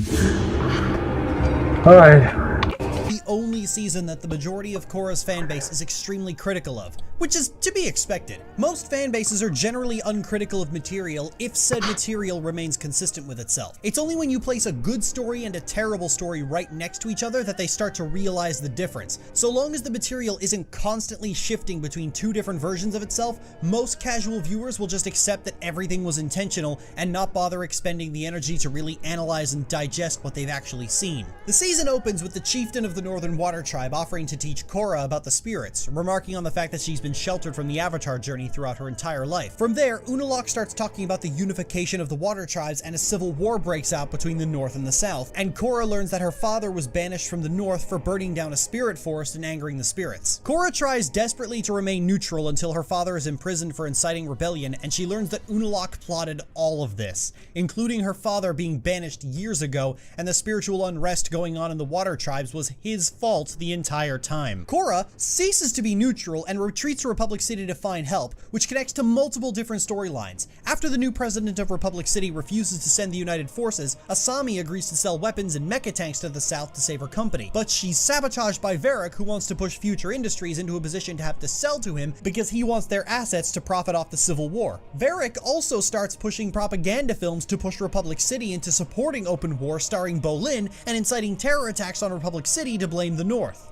Holy shit! Civil war that builds on material introduced in The Last Airbender, war propaganda, and a war profiteer all connected with each other, and we're only halfway through the season by this point. The amount of detail and complicated storytelling on display is amazing, and it's the first time that the show really grabs you by the nuts and never lets go, as even minor fights between main characters start carrying a lot of tension because you've seen what kind of domino effect it can have on the rest of the story. You even get old school plot divergences with Tenzin going on vacation with his family, who are still the best characters in the show. The bearded man just said fuck this and peaced out. The man with the glorious beard said fuck this and peaced out. I don't know, it just sounds like they're trying to branch a lot of things, no? Sounds like it. Sounds like it's supposed to be a very busy season, season 2. Alright, let's see. Season 2 is the Civil War stuff with the Part 2 stuff. Why is Korra at Diddy Point? She hypergamous, breaking my heart. But why does this guy have the evil ass mustache? What, the fucking French looking guy? Yeah. It was written all over your face, Frenchie. But yeah. This is the kind of writing that the entire series needed so much more of. A densely I want to find out how it's fucked up. This sounds like it's leading to, okay, how does it get fucked up? packed and interconnected story that takes full advantage of the fact that the series is running on a continuous narrative and can keep throwing curveballs at you with new developments and playing off material we established a few episodes ago to guide said curveballs right into your groin. Well, that all sounds great, you might be saying. So what's the problem? Well, we still have another half of the season to go, that's what. After departing to seek help from the Fire Lord, Korra is ambushed by a dark spirit and washes up on the shores of the Fire Sages. Anyway, as tension for Vaatu starts to ramp up, the Civil War falls by the wayside. We get maybe one battle between the Northern and Southern Water Tribe, and then all our focus is put toward the conflict between Rava and Vaatu. Immediately, Season 2 commits the cardinal sin of character-based storytelling. It starts treating its lore as this big important thing that needs to be fleshed out. I've talked about this before, but there's a severe dissonance between the values of good storytelling that makes something memorable and interesting, and what hardcore fans think makes a story memorable and interesting. And detailed lore is very much in the latter category. All this crap about the Avatar spirit and Avatar Wan and harmonic convergence and Vaatu being imprisoned for another 10,000 years so he doesn't blanket the world in darkness is all needless bullshit. Worse even, this unnecessary exposition dump does 3 things to ruin the story. 1, it undermines the Civil War. You remember Captain America's Civil War, where the two sides are fighting over whether the Avengers should have complete autonomy or submit to the United Nations? You know how you can tell that was a very well-written film? Because it's possible for viewers to be Team Cap or Team Iron Man. Each side makes enough good points and had enough valuable ground that it was possible to break the base. And breaking the base is what Civil War stories are supposed to do. If you don't have fans arguing about which side was truly in the right, you fucked up. Season 2 of Korra starts doing this with Unalaq talking about how he wants to bring back the Water Tribe's spirituality that was lost in the last few centuries. We see inklings of that throughout the world. The Legend of Korra takes place in a much less spiritual time, with even the very spiritual Tenzin struggling to enter the spirit world. We can see how brash and honestly, that's just a skill issue. The only way Unalaq was even able to trick him into being banished was because he knew his brother had zero respect for the spirits and would trash that forest. That was still his own fault. He should have known better. We could have had the kind of nuanced and thought-provoking story the writers clearly wanted to make, but they just... Right. If we're going off of this video, sounds like season 2 kind of suffered from, to put it lightly, like scope creep. That's kind of the best way to say it. Like the story just got bigger and bigger and bigger and bigger and bigger. So it just was like, it started to make like less and less sense, I suppose, as it tries to like make it bigger. Goes from like Civil War to like, oh, the world's actually going to end. I don't know. This is something that I'm very curious about, though. This is probably something I'd have to actually watch the show myself to make a definitive judgment call on. This, I think, requires like a proper viewing. You cannot be spoon-fed this from a video. No, this is weird. So I've got my skepticism. I'm very skeptical about this. This video does actually put forth a good argument. Yeah, it's from what it sounds like, from someone who's not as knowledgeable about Korra as I am about the original Avatar: The Last Airbender. You could interpret this and just say the scope is too long. The scope is too big. They blew the story out of proportion. They should have kept it tighter. But who knows? Let me catch up with the message.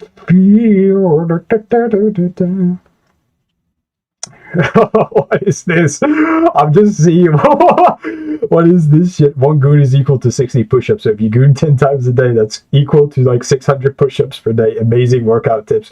Big problem with that. Seeing as the best season was the year season, but Lily Orchard hates it because, wow, I hate libertarian anarchist, my politics over a cartoon. We'll see. You're saying that I'm doing something equal to 120 and 180 push-ups? Like, theoretically, wasn't supposed to be something blah blah blah. Yeah, essentially, holy shit, damn dear, you made me do another 60 more by accident. Oh, fucking hell. Never goon. Lily Orchard hating on good and evil as if the original Avatar wasn't literally Fire Lord Ozai versus Aang. Like, the Ozai was like the big bad guy, wasn't he? Like, completely irredeemable. You just have to listen, Piano Man. Just have to listen. Season 2 had bigger stakes, I guess. What type of intervals 2 days for? Just use decimals. 17.5 push-ups per day. My best workout tip is to just see. You keep doing that, eventually you'll become like a fucking lever. You'll become like a fucking lever switch. You'll just make, every single time you go around, you'll just make clicking noises like... couldn't restrain themselves. 2, it explains the magic. Don't explain the magic. Just don't fucking do that. We all saw this, right? It's an alright, but what really... They even fucked up his beard, bro. Now you know it's serious. That's fucked up. That's evil. No, you can't do this. You can't do this. Best characters in the series up to this point. You see him struggling to teach and increasingly unwilling to learn Korra. You see him raising his children, seeing the rebirth of the Air Nation. He gets more valuable characterization than any of the actual main characters in the series. Seeing him so thoroughly brutalized is horrible. So horrible that the camera pans away so that you don't have to see the worst of it. This is especially troubling because the series has an almost fetishistic love of brutalizing Korra and showing you every gory detail. Korra arrives at the Air Temple and turns herself in as the... I don't know, I'm just fucking upset that they fucked up his beard. Like, you know how much effort must have gone into that? That must have been fucking terrible. Hello, TV One. Everyone is here. Have a crab of friendliness and joy. Have a crab. Hello. I do apologize for the shit microphone. It's just we're in a call stream. Avengers Assembled. Speaking of the Avengers, who are you? Team Tony or Team Cap? Everyone here, Batman, Spider-Man. Could do that as a bit of a palate cleanser, but I don't know. Try to get through this video. Honestly, I'm just so surprised. It's just nowhere near as unhinged. It is nowhere near as unhinged as the Steven Universe one. The Steven Universe one, it was almost like every 10 minutes you can count on there being like a fucking like out of context statement that you could laugh at. But this is like legit just like the fire has actually calmed down. This is like an actual like attempt at analysis and criticism. This video is actually serious. Chills. I'm in public, so I can't hear anything. I'm just going off of what the message feed says. Fair enough. Fair enough. I shall speak to you in signs. That's why you hate it. Oh, because all the points are shit. They're seriously shit. To me, it's like I'd have to like properly like sit down and cross-reference this video whilst like having recently finished the show.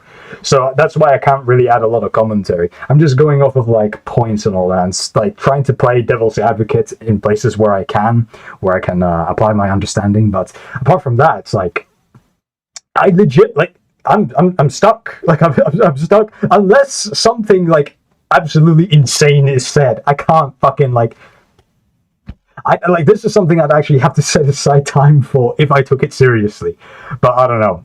All fiction is fake and gay, but who knows? Christ. So it goes from 1 to 4, and then this is like something else. I guess this tough act to follow is pretty self-explanatory. It's like saying, oh, Korra has high expectations because it has to go after the last airbender. Right. I'm actually surprised. What is the conclusion? Strikes and flashes repeatedly before zooming back to reality. And this somehow went from the first draft, Dumb, stupid thoughts about meme faces. through multiple revisions, the table read, the final draft, the storyboards, the animation, and then to the final editing room with absolutely nobody asking, why? You remember how I said The Legend of Korra is working its hardest to repeat well-known bits from The Last Airbender? Well, The Last Airbender was well known for its silly and goofy faces because that's the kind of show it is. Because the writers are so desperate to recapture every scrap of magic they can, they went as far as they could to create as many meme faces as possible, and this is one of those attempts taken to its impossible extreme. Out of curiosity, I went and searched Korra face on Google Images, and not only was this not the first result, but the first result was an extremely better and less desperate version of Korra making a surprised oh shit face not 20 seconds later, because the writers are more successful when they stop trying to lick the scraps the previous series has left behind. Some people will say that Korra wasn't well received because it wasn't The Last Airbender, but I firmly believe that Korra wasn't as well received because it tries too hard to be The Last Airbender. Most of the side characters are children or grandchildren of the old characters. The new gang is the hot topic-y versions of the old gang. The new villains are the old villains with 10 times more overt political themes. All the old stuff, but even more. Or, if I could snip some more lines from H-Bomber Guy, slight variations on this frame. The one thing Legend of Korra didn't copy from The Last Airbender is the one thing that made The Last Airbender special. It was different. It did things that no other show has ever done. The Legend of Korra... This is a very, very long-winded way of trying to say, like, you will never be him. Basically, this is a very long-winded way of saying, like, you will never be him. I suppose. Taking this as, like, a sort of, like, almost like a metaphor to, like, look at the entire show as, like, a microcosm, I suppose. Just this one frame. Just this one frame. I don't know. But yeah, no, this video is, in terms of comedic value from what I was looking for, it is nowhere near as good as... It's nowhere near as good as the Steven Universe video. That's kind of sad. To me, that's kind of sad. I got my hopes up. But this, I guess, is just actually is like a proper Korra analysis video. As from what I think of it, from like a actual analysis viewpoint, I have no fucking clue. I'd actually have to rewatch the whole of Korra and then come back and then like actually cross-reference and all that. For me, the Steven Universe video was fucking funny because it doesn't matter. To me, it doesn't matter. Whether you know everything about the show or you know nothing about the show. Anything that was said like every 10 minutes you could take out of context and it was fucking funny as shit. That was the value for the video for me. This is like, well, you know, it's about kind of like the Last Airbender series, and I like that, and blah blah blah. And you try to put that together, and you're like, yeah, I don't know. It wasn't quite there. It wasn't quite there for me. It doesn't do it. It doesn't do it. Watching this on the bus, if anyone looks at chat, I'm dead. Quick, somebody type a slur! He doesn't know that I said that. Oh, well. Flag. Series finale. You fucking hate fandoms? True, they're fake and gay. Well, no, fiction is fake and gay. Fandoms are just gay. And they're full of pedophiles. The Orchard goes in a lesbian rant like number 3000. Number 3000. Everyone get that clanker. Israel GPT. Rape that chud. Rape that chud. We support. Thank you, Piano Man. Thank you. We support you. What is this? Oh, I see. A lesbian rant at the end? Really? Oh, no. You can't fucking cockblock me like, wait, what? Because it tries to build light variations or cliche. Where? What? You're lying to me. Where? What? What? Where? What? You're lying to me. What do you mean? What do you mean a lesbian rant? What? You're lying to me. How could you lie to me? How could you lie to me? I mentioned it like 4 times. Are you illiterate? I am media illiterate. What do you think I'm watching this video for? I need to learn how to be media illiterate. Dear speaking native tongue. What is that? American? It's that series finale? Where is that? Please. I need something from this video.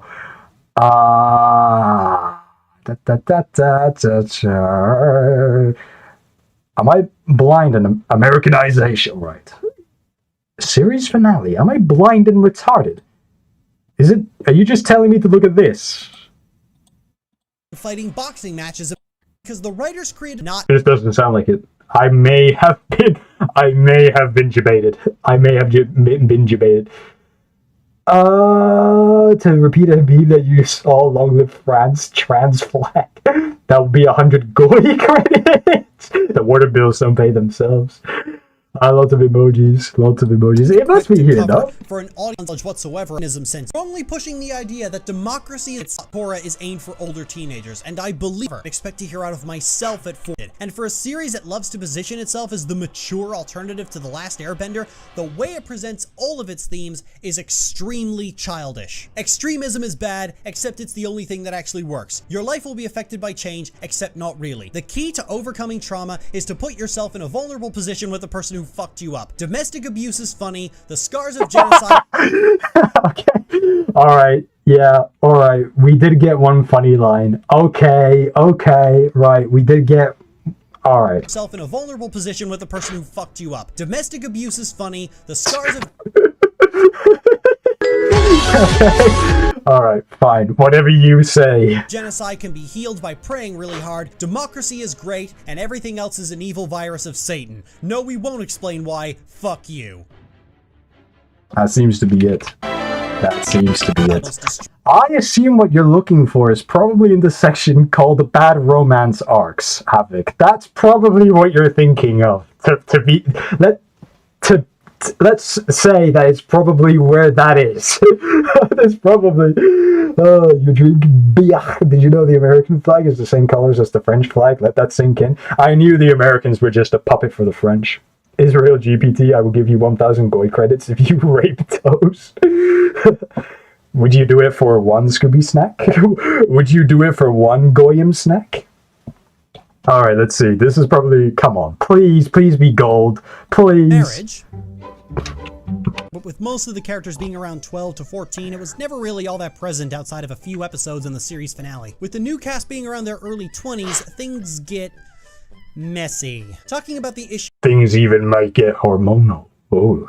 issues with romance is a lot harder than anything else in this script because it's the one thing that even the most diehard fans agree was handled extremely poorly. Let's start with the obvious one. The love triangle. So Bolin's got the hots for Cora because she can crush a watermelon with her thighs, only Cora's got the hots for Mako because it's generic and brooding with the Batman story, and that's what the two men writing the show think women like. Only Mako starts dating Asami, the generically pretty businesswoman who manages to go 3/4 of the series without a personality, but then Cora kisses Mako OMG, which breaks Bolin's heart, but it's okay, he gets over it. Only Asami finds out later and suddenly becomes super jealous and starts wondering why Mako's so worried about Cora when Cora was captured by Amon. Seriously, Asami, what the fuck kind of timing do you have, you insufferable little shit? And then Asami spends the next few episodes being really passive-aggressive toward Mako, and I guess they break up because at the end, Cora and Mako get together in time for the season finale. An uncomfortable amount of— What? What? What was that? What the fuck was that? What? How on earth? Wait, so that's not a love triangle. That was like a fucking love hexagon. What was that? That was like 10 different relationships just spat out at me. Okay, I should have just watched this section of the video this entire time. What the fuck? How can a human have this? How can anyone inject this in? Boy! Hello, Brian. Hello, hello. We're looking at Cole. Hello. Hello, hello. We are accompanied by our great robot, Israel GPT. Oh, okay. Whoa, hold on. Okay. Cora likes Mako and then becomes lesbian. And Bolin just has a crush on Cora. That's literally it. Okay. That makes a little bit more sense. I swear I heard like 4 more names. I swear I heard more like 4 more names. Fucking hell. I just tried to like keep track. It was fucking disgusting. What is chat on today and why do I get it? They're on, well, you don't know what I'm gonna say, but they're on. Listen, the Goyim have gone insane, Tenna. The Goyim have gone insane. Oh well. Hello, welcome, Brian. Welcome, Brian. We're watching a Cora video from like 10 years ago.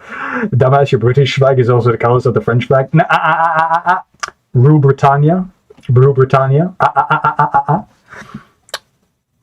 The British beat the French, I'll have you know.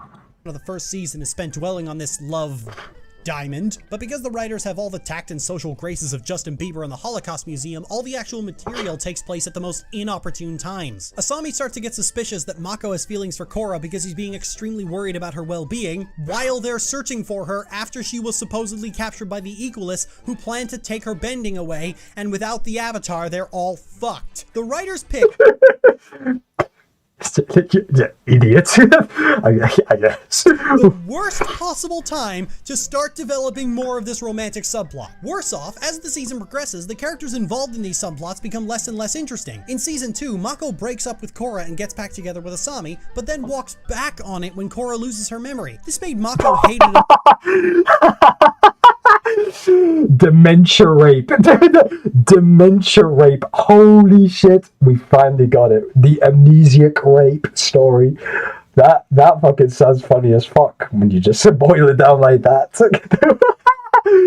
That's great. That's great. Tel Aviv and Pray say Judgy watch Monica versus Netanyahu and speak. I think we've already seen that. The memory shit was done. That's the only part I agree with. You see, so now we're all on the same page about the amnesia rape. Literally just, I broke up with you. Yes. Oh, I forgot. What did we do? We're still together. Oh, okay. I bet you that's how it went. That'd be extremely funny. Also in season 2, Bolin gets into an abrupt relationship with Unalak's daughter, but I use the word relationship extremely loosely. Eska just decides that Bolin belongs to her, not answering when Bolin asks if she means as a boyfriend or a slave, and then proceeds to drag him around for half the season, abusing him at every possible opportunity and whatever. You don't even need commentary over this. You don't even need commentary. This scene, you don't even need commentary. You can play the scene without audio and you're like, this is a warning. This is a fucking warning. Remember, do not get with BPT girlies. Whatever you do not get with BPT girlies. If they are incredibly into Sanrio, Hello Kitty, you run away. You do not go for this. run away. Run away. Okay, Finally, we can get some fucking gold out of this. I thought this fucking video was just like absolutely just like a snooze fest. But bro, wow, I feel stupid. I should have just watched this one section anyway. Hello Kitty is a big no-no. Israel GPT, I didn't think you'd understand. Well, no, but BPT Girlies is a what would you say? That is a creation by Mossad. It is your fault. It is your fault. Hello, V2V1 Reels Manager. Hey, who's the gayest chat boy? Photos, easily. The lesbian part is the funniest. Who's the absolute worst chat boy? The absolute chat boy stop. I don't know, actually. I don't know. Apart from maybe the one I had to ban. The memory shit was... she forgets because her mind gets wiped by something. What, like Men in Black style? Men in Black style. To marriage. And what do Olin's brother or his friends do about it? They fucking laugh. You could say that's expected considering the bullshit that goes on between Mako, Korra, and Asami, but the show Oh no. This bro, life imitates art more than you think. It's like a big joke as well. Escalating, lol, to Bolin being chased across continents by a murderous woman he leaves at the altar, because of course he leaves Eska at the altar. She's fucking nuts, and if Bolin stays with her, he's going to die. And then if he stays with her, he's gonna get raped. He will be raped. He will be pegged and he will be raped. And he must get away from this Hello Kitty woman. He must get away. Where the fuck did Toast go? You need him to pay for your Israel JPT Yahoo Pro subscription. This is like some fucked up ERP that you've got going with yourself. And they just write the whole thing off, as if we didn't just spend part of the season laughing at Bolin's obvious distress and anxiety. The sad part is that this could have been the most interesting thing in the entire series if the writers had taken it even remotely seriously, and not just assumed that abusive relationships are funny when the abuser is a woman. And I know that's why they thought it was funny, because it's the same reason Korra can't seem to fight her way out of a paper bag and keeps needing Mako, Bolin, and Tenzin to save her. Oops. Can you tell one of the creators used to work on Family Guy? Actually, that's not a fair comparison, because at least when Family Guy did an episode about domestic abuse, they had the decency to kill the obviously abusive piece of It's a wonderful day for pie. For pie. For pie. It's the most wonderful day for pie. Am I even allowed to sing that, or am I going to get raped by copyright just from even mentioning that scene? I probably will. I think I probably will. Shit. Worse even is that Eska returns in season 4 to spout rhetoric about how being a girlfriend and being a boss are the same thing. This feels like all those stand-up comedy routines about how marriage is a sacrifice of one's freedom, but without the sarcasm or the realization that it's still not funny even with the sarcasm. Thankfully, during season 3 they kept the romance to the same level they had it on The Last Airbender, and even in season 4 they had the common sense to keep most of the relationships as already having been established, taking the 3-year time difference to open these pairings in medias res. But they just couldn't help themselves. You cannot use the terminology. You are not allowed to use the terminology.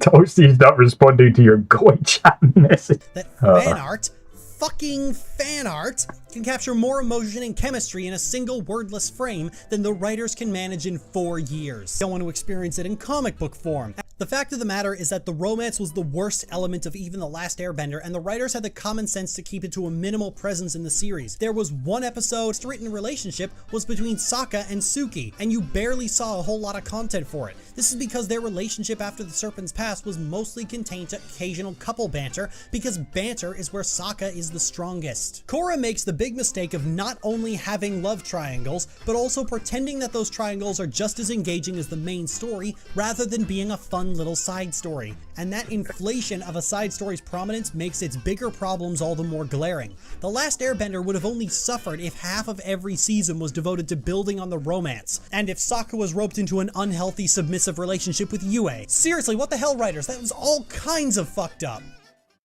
It was a warning. It was a warning. That's what they were going for. But yeah, you know what? Not much to disagree with there. If they had removed the dirty fucking lesbians, if they just had done away with the dirty fucking lesbians. damn, that's what Ye can get out of this. That was pretty good. Oh no, what has this fucking section done? What has this fucking section done? Right, I think that's all of the gold I can get out of this video with my current knowledge of Korra. Alright, that one section was funny. That one section was kind of funny. It's probably in a different section. Maybe you're remembering something else, but I don't know. that was fucking. All right, we did get a few nuggets. All right, we got a little bit. Thank God, because fucking hell, actually trying to get through that video was just like, I just don't know. I just don't fucking know. All genders will be touched. The professional rapist. I'm not sure if you heard that. If he didn't or can't, somebody let him know. I called him a professional rapist. But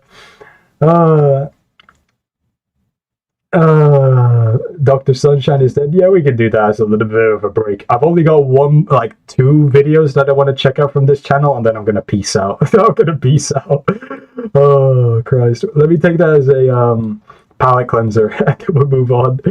Oh Christ! No, my thingy is not working. What's going on? No, what's going on? Yeah, there we are. Nice. Oh. What have you been typing, Piano Man? What have you been typing?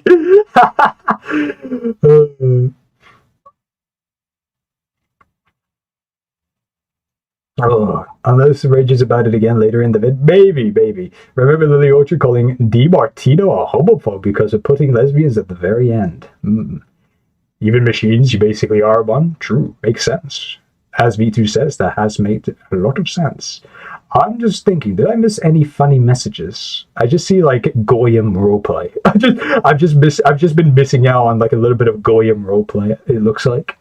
Yeah, only a minimal amount. Fucking minimal amount. Alright, let's get a palate cleanser and then we'll move on to some more call. Bro, this fucking channel sometimes hits you like when you least expect it. Alright, let's see. Let's check out Will Forrest. Dear man, that is slander. Didn't expect to have this conversation on a stream, but you can't even hear him. No, you can't do this to me. Me too, you can't do this to me. Judges of Lebanon. True. Alright, what's this about?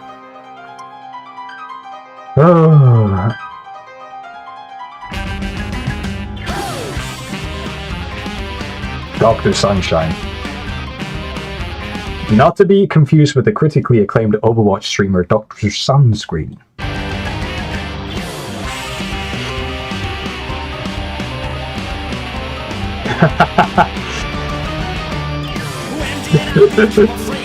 How do I communicate to Tenna fact check status false? Hold on, actually.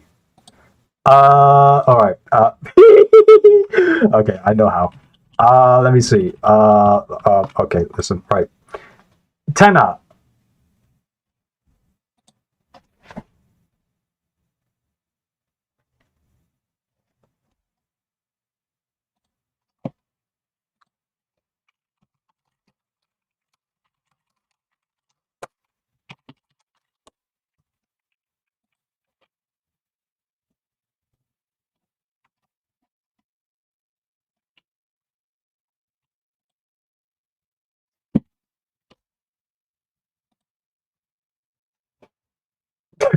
Fact check status false. Fact check status false. Fact check status false. What's another one?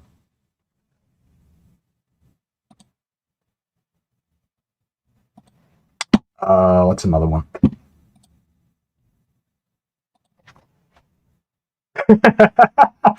Anyways, let's listen to the song.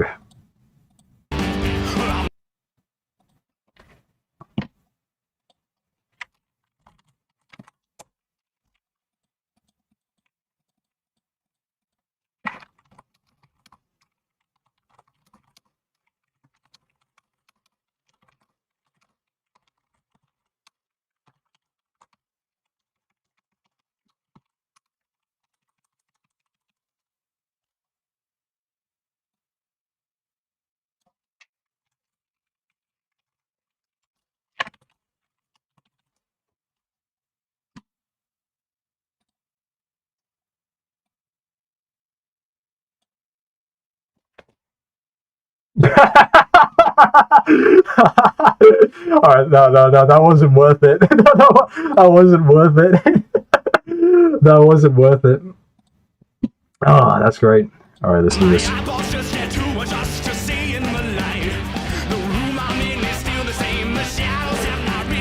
Anything that changes how I see at night. I fumble for space, strap on if you're ready to wish for sunshine when the morning's somewhere else. But I can't change what time it is, don't dilate my irises. Only what I look at, and I'm looking at myself. I am not the sunshine, I am not the moon at night. Well, who else could I be when I can probably say I am not the sunshine, I am not the moon at night. I'm no one and I'm nowhere in between.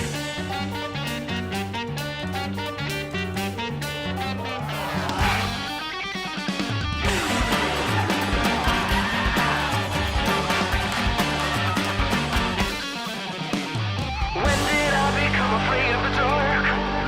Was it when I left the cave and swore I'd never go back?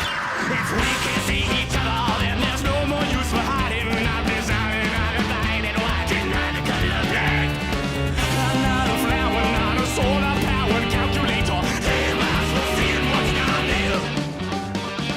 I traded vision for a practiced intuition till my fears come to fruition. I'm not scared. But you should be.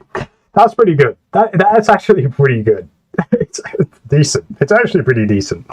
Nice. The only word I don't. The problem is the only word I understood from that song was calculator. I only heard calculator for some fucking reason. I don't know. I might be going insane. You don't trust to stream out in a public space? Why not? Why not? Hold on.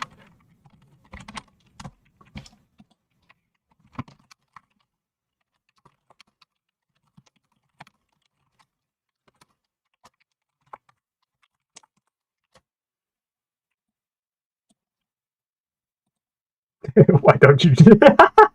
Steam said. Steam said.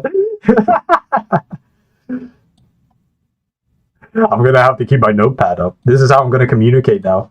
The mute streamer.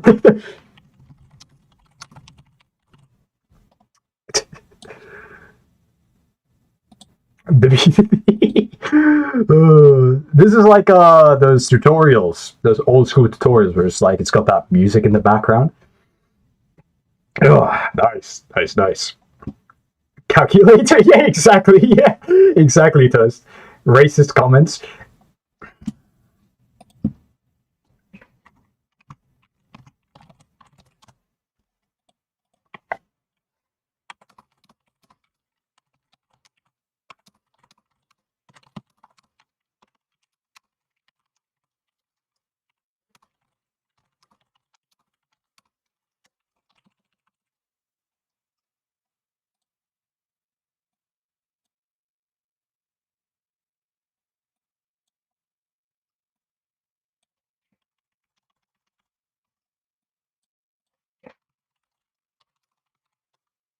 All right. Now that I've got my point across. But anyways, all right. Let's get this over with. Quickly. I think I've only got 2 more videos I want to check. We got the re-examining one.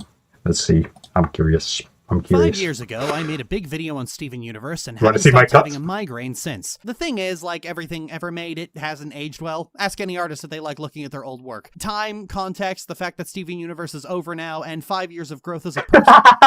No, you can't say that fucking phrase. It reminds me of the fucking song. It reminds me of the Chud It's Over song. You can't fucking do that. The fucking... you critic, cunt. as reflected poorly on that old video. I have in many instances tried to update it to more modern standards with better critique, which none of you terminally outraged motherfuckers bothered to watch. So when I see people still pass... I'm not outraged. I've actually been thoroughly entertained. You're an American, so yes, by default. At least he's honest. You can't make me feel bad about myself. I'm already an American. I know I suck. Oh, fuck. We've made Tenor depressed. Fuck. What have I done? Oh, my.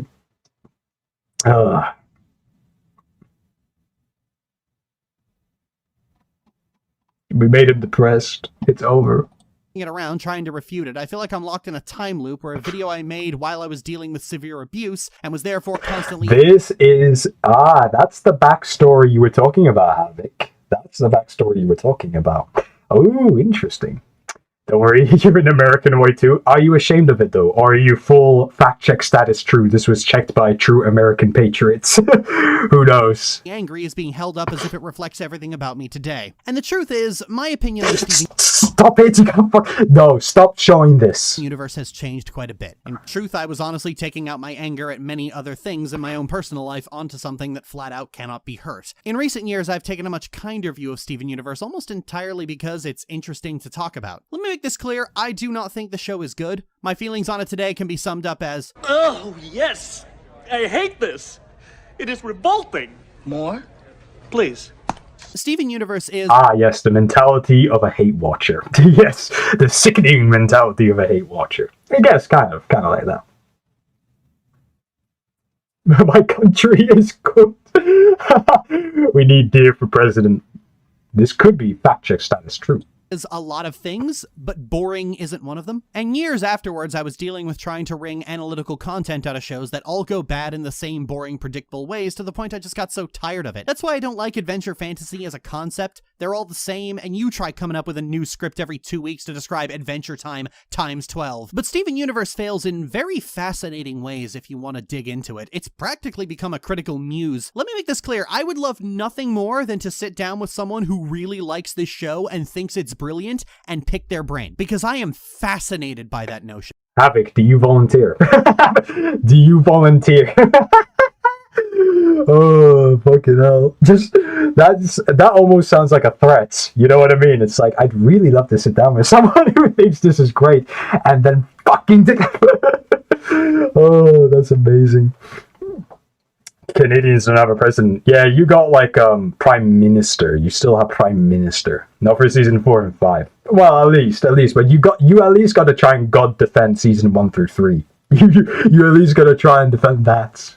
The problem is, nobody does it. Most of the rebuttals to that old video are less about arguing why Steven Universe is good, and more about being outraged at the sheer audacity of suggesting otherwise.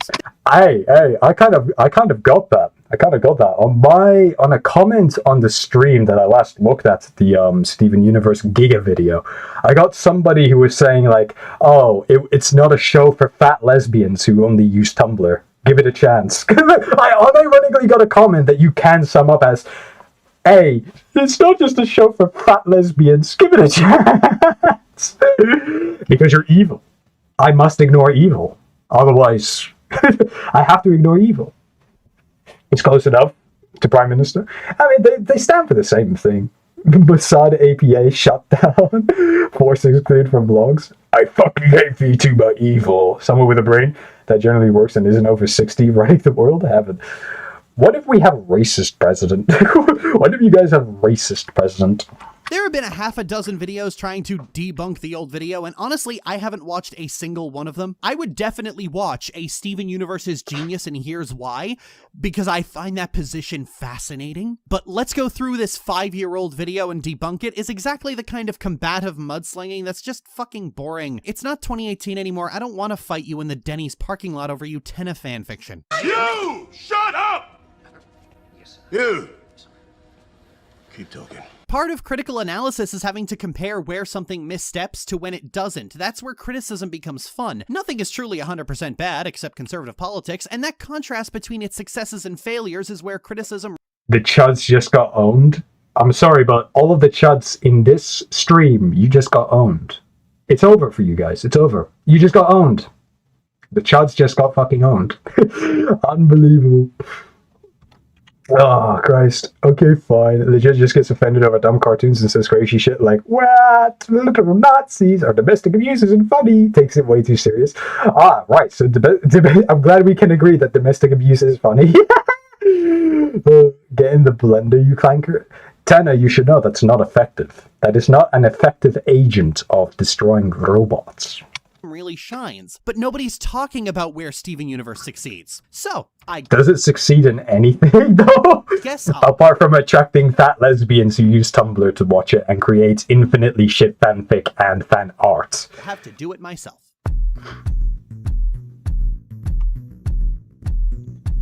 Steven Universe. You hear that fucking little jingle? Holy shit. Steven Universe Fucking nice jingle. Unironically, a really nice jingle.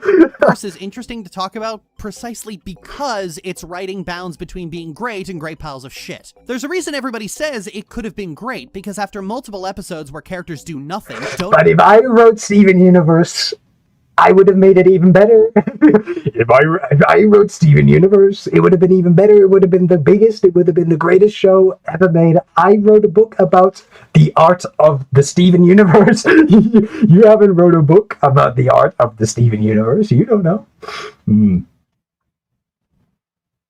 What the fuck fanfiction are you writing in my beloved message feed? I get to slap my bitch-ass wife while she cooks and then I run off to my husband. What am I reading? Don't advance the plot and don't advance their own character, and you're about ready It's to funny, write the though. show off completely, they throw something like Bubbled at you. Bubbled is one of the best episodes of the entire show. The premise is that Steven was ejected into space last episode, and he's protecting himself from the vacuum with his defensive bubble, and it's just him and one of the Ruby soldiers, and all they can do is talk, and so that's exactly what they do. It's a quiet episode with a lot of really discordant music that does a lot to sell just how big and empty space is. How Space! even if you I love space. manage to survive, you'd be adrift. You'd be completely and utterly alone forever. And Steven's trapped with someone who wants him dead and doesn't know it yet. Not only is this the first time Steven hasn't been able to talk someone down, he's also on his own, and rescue isn't coming anytime soon. After things come to a head and Steven has to ditch Eyeball, there's That is not. Wait. That is not how that works. I don't know. Not to be the nitpicky bastard here, but this does not work. this. Oh my god! He's just killed himself in like 10 million different fucking ways. Oh well, not really.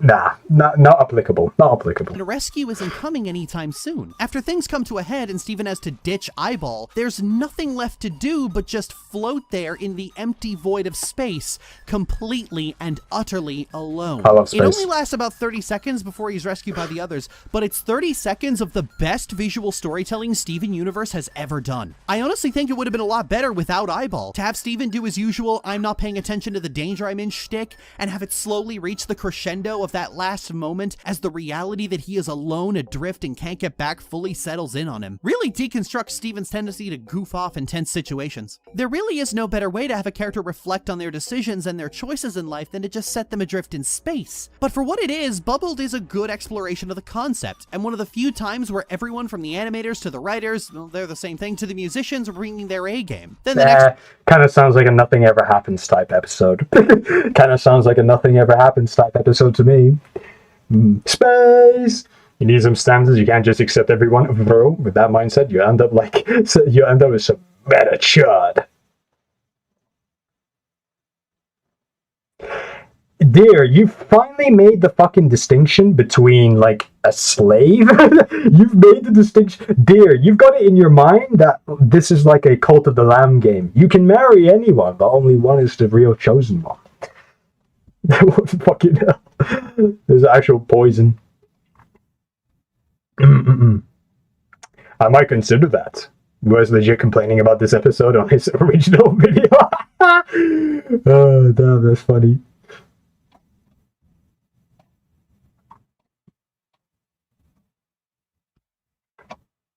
Oh well, but you know, you gotta give time. You gotta give time. It's time. That's why.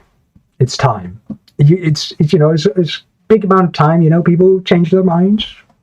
next episode is an So extended let's see. Roadrunner homage. Then the next episode is a game show montage where Steven and Amethyst are shown to suffer from self-worth issues through the vector of a game show. Then the next episode is a lore dump. Then the next episode is bad. This pattern of really good episodes then leading into an anime-inspired lore dump has confirmed what I believed for a while. The biggest problem with the show's writing is that everyone involved can make really good character drama, it's just that they would rather make anime references. So many of the good moments in this show are just when characters have to stop bounding around in badly animated fight scenes scenes, or weird drug trip sequences, or crying speeches about redemption and friendship, and talk like normal people. But these moments are few and far between, especially when you have an edict from on high mandating near constant peanut gallery. It's been complained about before, but Steven has this rather unusual trait where Steven has to actually be present for an event in order for it to happen. So if you thought you could have a moment between Garnet and Pearl as they both talk about losing someone important to them, you can't get that because the show has to contrive a way for Steven to be there. And if he's there,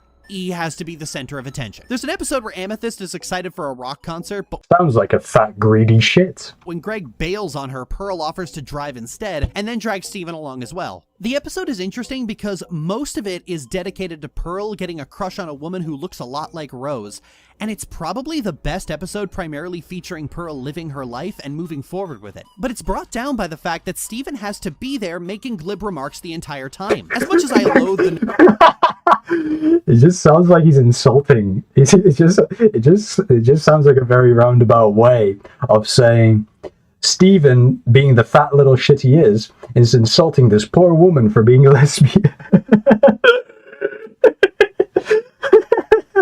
That sounds funny as fuck. Imagine just every single time he's just there saying, "You're gay, you're gay, you're gay," and then calls Pearl a slur. I believe that's what this character is called. Oh, that's fucking funny. V3 will be reconstructed. I will be there. And V3 will be in Ultra Kill. Believe me. You go home, you can yell at me now. Yeah! Alright. V2 lost all his aura after I stole all of his RAM. 16 gigs is not a big amount anymore.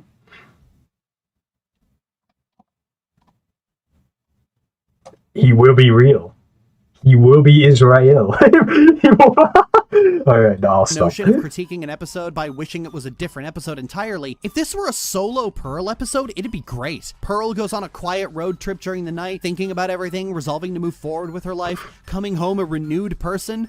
Sometimes you just gotta go take a drive in the dark somewhere quiet to think about everything. Hey, the stuff with Amethyst going to her concert is just a framing device to get Pearl in a car and talking to Buff Imoen anyway. You could do this the whole episode with no dialogue, just the car radio and some sound effects. Someone driving in a car at night is a surprisingly somber Don't pull a fucking Family Guy clip. I'm going to go insane. It's a shame a lot of shows don't use it, but because we're not allowed to do anything without including The only other thing I associate Family Guy with when you mention the word driving is the fucking guy in the big truck going like, "Wow, these fucking animals are so fucking funny," and then he just crashes into like 10 people. That's the only thing I can associate that with. Steven. Instead, the episode has to deal with his commentary the entire time. Okay, nobody's gonna say it. She kind of looked like Mom. You noticed, I noticed, we all noticed. Yes, Steven, we noticed. Now please shut the fuck up. This is a really good, quiet moment where Pearl can just think and you can soak in the visual storytelling they presumably care so much about. But no, Steven has to open his fucking mouth. And the worst part is that this is not something the show has to do. Fans argue, well, he's the main character, but lots of shows have main characters. They still take time to give other people a moment in the spotlight. But if this were a show just about him, that would be fine. But oftentimes the show has episodes focusing on other people and what they think and feel, and the writers have to awkwardly shove Steven in there for it to happen. To balance this, I would have made the proposition that in every season of Steven Universe, there needs to be at least 1 or 2 episodes where all they do is they just beat the shit out of Steven. That's all they need to do. You want to balance this out? You think he's being too much of a fucking wise ass? Just beat the shit out of him. Really fucking like crack a few ribs for maybe 1 or 2 episodes. And then you can like, okay, you've paid your blood money, now you can be annoying. Now you can be annoying. That's a pretty good exchange, in my opinion. Steven Universe would be infinitely better if they followed my ideas. Toast! Piano Man! You can't say that to V2. You can't say that to him. That's fucking mean. That is so mean. We need a Steven Blender simulator. Get on it, stats! Get on it, stat. Dear, who knows if that title that you've bestowed upon Toast is one of a high level or one of a low level? I don't know where you judge this from. abuse Steven, abuse the fat boy. I'm glad we're all on the same page. And once he's there, everything just proceeds like a normal show. It's like a fucking Kingdom Hearts cutscene where things play out as they did in the source material, but Sora, Donald, and Goofy are just there in the background. This is the biggest contributor for why the story is often so rushed and slapdash. In a normal show, it will often cut away to the villains so you can actually know what they're doing and thinking, or sometimes side characters will have their time in the spotlight. It's an essential part of storytelling that has pretty much been the standard for films and television since they figured out you could cut film and stick bits of it together and it just works. But here, it just doesn't happen because Steven isn't there to see it happen. Yellow and Blue Diamond had a very sudden switch in the final arc where it turns out that If a tree falls down in a forest and no one is there to hear it, did it really happen? Did it really happen? they've been questioning Homeworld's fascist dictatorship for a long time. Would have been nice to have seen that at all, but Steven was too busy. I'll commission it for 10 cents. Bet. Well, Toast, you should know, for Tenna, that is a very high amount of pay. The last thing I heard from Tenna, the last thing I remember about Tenna is that he made a chair for free. He built a chair for free. So 10 cents is a livable wage. It's quite a generous wage, even. Damn, Toast, you like the fucking... You're like a fucking...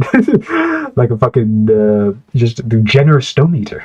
Bitch ass housewife level is shit, absolute hater, and then regular titles like wife and husband are actually people you care about. So you could just say slave. You could just say slave. Or goyim. Goyim versus wife. Hanging out with Onion for 20 episodes. So many characters have issues and trauma that they have to work through but can't because Steven has to be there or they aren't allowed to. If He has to approve of their trauma. He has to be there to give them the stamp of approval. Doesn't bother to check up on them, you never learn about them at all. Getting back to Last One Out of Beach City, that episode ends with Pearl getting a girl's number and showing some sign of moving on with her life. This is never followed up on, and this girl, who is only known as Mystery Girl by the Phantom, never appears again. This is a recurring problem, and honestly, removing Steven's perspective from the equation wouldn't actually solve it, because the real problem at play is that the crew doesn't care. They let Pearl hook up with... Is that actually true? Wait a minute, so they went through all of the effort to dedicating an episode to this sort of resolution as a character building thing, and they never come back to this. Maybe the writers also have amnesia as well. I have no idea. Do they really not come back to this? You go through all of the evidence saying, all right, this skinny little shit is going to move on. It's going to move on. Gonna get a new bitch. She's gonna get a new wife, new housewife. So, and they never touch upon this again. That's like level 20 storytelling. Damn. He's a fucking abomination and you hate him. Hey, just because he's a toaster. Build a chair for concert tickets, it lasts for a full week, so I think it was low-key worth actually a full week. That's actually an eternity, holy. Can't confirm because I watched the show and don't remember. Really? You are a Steven Universe fan? I did not fucking expect this. I thought the only person here who was a Steven Universe expert was Havoc. So the only person I was going off of to counter this video, and the other video as well, was I did not fucking know TV Mr. Tenna was Mr. Steven Universe. Are you a fat lesbian who uses Tumblr? Who's also weirdly skilled at building chairs for concert tickets. But they didn't want to revisit it because they just didn't care. They'd rather do 6 I truly am an episodes about ignorance. Sadie's band. So many characters, often main characters, are left critically underdeveloped because the writers are too busy making joke episodes and callbacks to other shows they like. As much as we can blame the Force Steven perspective, it's ultimately the showrunner who decides what the show is going to be about. Peridot is one of the few Crystal Gems to have a really interesting character entirely because a lot of time is spent with her. You get to see this transition from a blue-collar technician trying to check on a superweapon to someone who's come to love life and everything in it. And it only happens with a ton of episodes So filled with joy and whimsy. I love being alive. I love being alive. I'm in tremendous joy. I'm in tremendous joy. Nah, we paused. Obviously, the TV has seen every bro, you actually just fucking owned me, Tenna. I can't even fuck. Holy fuck. I need to kill myself. I just got mugged. I just got mugged by Chatboy TV Tenna. Holy fuck. I actually just got fucking destroyed. I actually need to kill myself for not coming up with that. Holy, I got mugged. I will be for the first to admit it here. I got mugged. The TV has seen all of the shows. No fucking shit. That was brilliant. My fucking hats off to you. Hats off to you. Let's see. The episode sucks. It's basically an average season 4 episode. Season 4 is all filler, and they rushed to season 5, which was the final one. I read the motherfucking AU comics for this show, and they always go unfinished. I swear to God, I swear to God. It's just the people who write them. I think they just collapse and die. I think that they just collapse and die. Focus, something most of the other characters just flat out don't get. Peridot is the only character who gets to have scenes where Steven isn't present. Granted, the entire premise of the episode is Steven listening to her tape recorder, but fuck it, I'll take a half-assed approach to telling a story like a normal person. This is the only time you get to see characters interact with each other without Steven's running commentary. Hell, she spends most of it interacting with Garnet, another character who desperately needed some real screen time. God, Jesse Zook did not deserve the shit this show's garbage fandom gave them. This is what happens when you spend time with a character and do more than one thing with them. Peridot becomes such an interesting character because you see so many different avenues of her explored. Homeworld's fascist dictatorship means she has to unlearn fascist propaganda, understand fusion, learn to love living beyond just being a cog in the machine. It's so good, and she becomes Learn to love living. I'm in tremendous joy.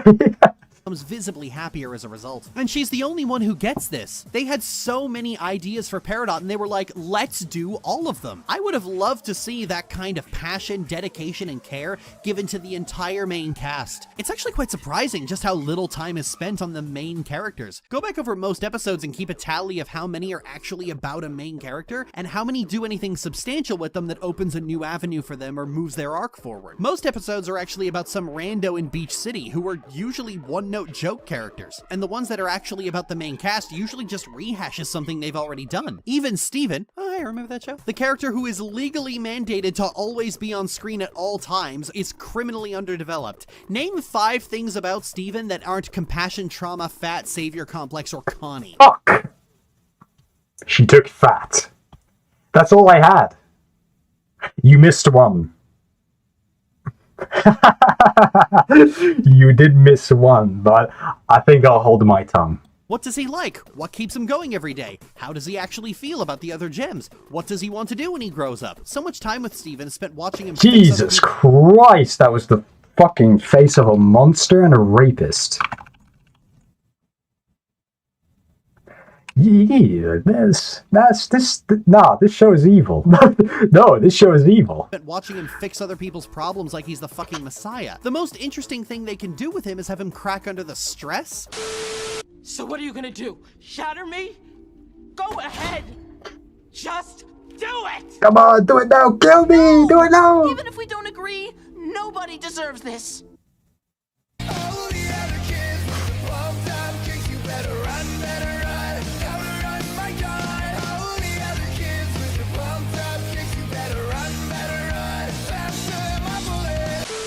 But even when that What was that? I don't... Alright.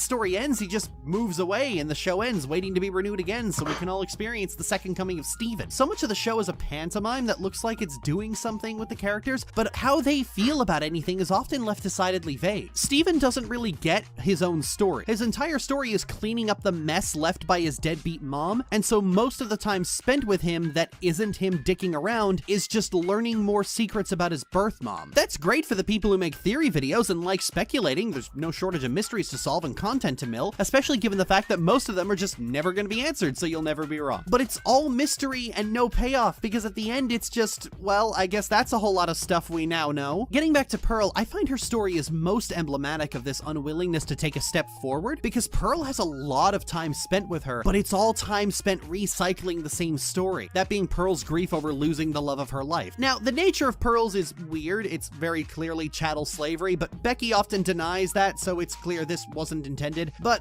that's not a very complicated topic. Becky's not very smart, tried to do one thing, smashed her face into a wall, whatever, I get it. I have a more interesting point to make, so I'm just gonna take Becky at her word that this wasn't what it was supposed to be. I am gonna play this clip again, though. Still, having said that, I feel guilty. Okay, I'm good, let's go. So the thing about Pearl is that her story never gets to move forward. Pearl is where Becky wears her Revolutionary Girl Utena jacket the most, and the thing about Revolutionary Girl Utena is that it didn't really end in a way that gave anyone closure. At the end, Utena gets Does anyone know what that is? What the fuck? Oh, Christ. Ah.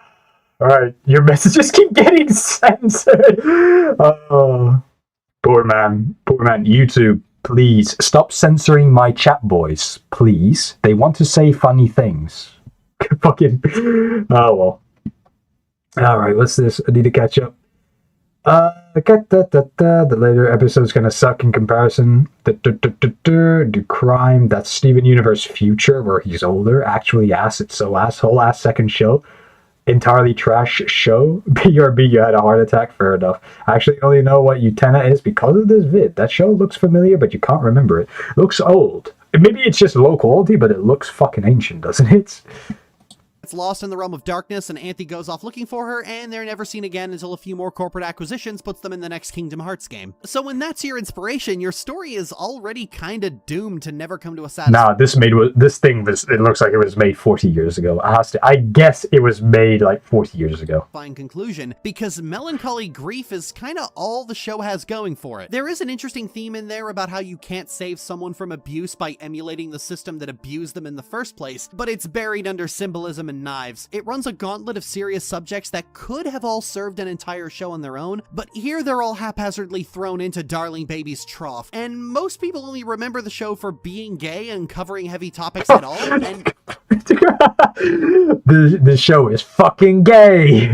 Not about how well it does. Alright. Hell, most of the topics people claim it covers aren't actually in the show. It's in Adolescence of Utena, basically a movie rewrite that came out later. This is why any show inspired by Utena tends to have the same problems of just not grappling with cause and effect and cycling through serious issues without actually taking them seriously. Because nobody who watches Utena as an adult sees a revolutionary step forward in gay rep and anime. What they see is a fucking mess. But if you were a gay 13-year-old back in the 90s, this show and bootleg copies of Sailor Moon were all you had. And so you'd covet those things and never really think critically about them. This is why Steven Universe thought nothing about taking a story regarding dysfunctional family dynamics and just throwing Nazis on top of it. Because Utena does the same thing. Take a story about abuse and then layer cosmic stakes on top of it until you've forgotten why you're here. Some people call this show psychedelic, and yeah, it does often feel like it was written on drugs. I will say it's the perfect show for anyone who ever wanted to see Iris shank Misty in the back with a fucking rapier. That's just quality television right there. It certainly is an experience, but if you ask me to find a model for writing stories... The world's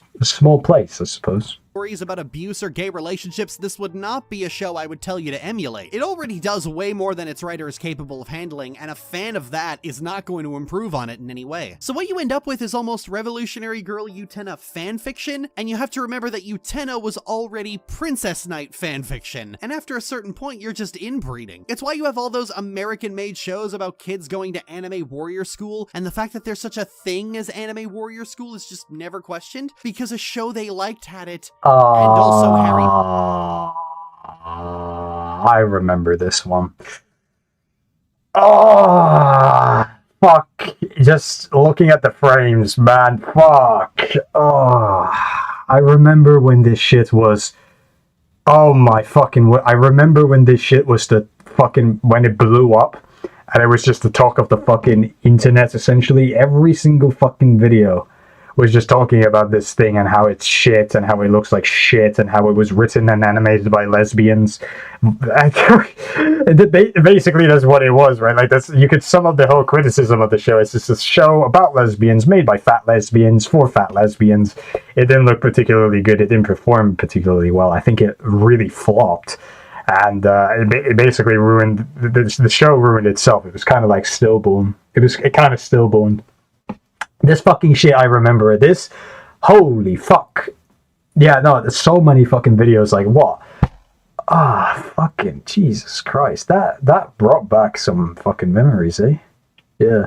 I even remember seeing a video, I can't remember from the life of me who, someone looked at, like, every single episode of this show, and it was just like, there was nothing positive to say in anything. Jesus, like... This is always irredeemable, this one. Like, Steven Universe, yeah, bad, but apparently got some good parts by the commentary and the trustful advice given to me by Havoc. But from what I've heard of this, not only has nobody fucking seen it, the people who have seen it, just, they don't have anything fucking nice to say about this at all. It's impressive. It is universally disliked. Suddenly, I'm 60 years old. Damn. Utena is newer than the PS1. It's not that old. Dragon Ball is older. Fuck. The way the show looks then is incredibly deceptive to me. It looks older than Dragon Ball. Although, maybe it's just my judgment, you know. It's not. I'm just not correct at all. I am wrong. And you did watch the original Dragon Ball? Are you perhaps a person of color? I had to make that joke. Low-hanging fruit. I do apologize. Dragon Ball OG Dragon Ball looks older.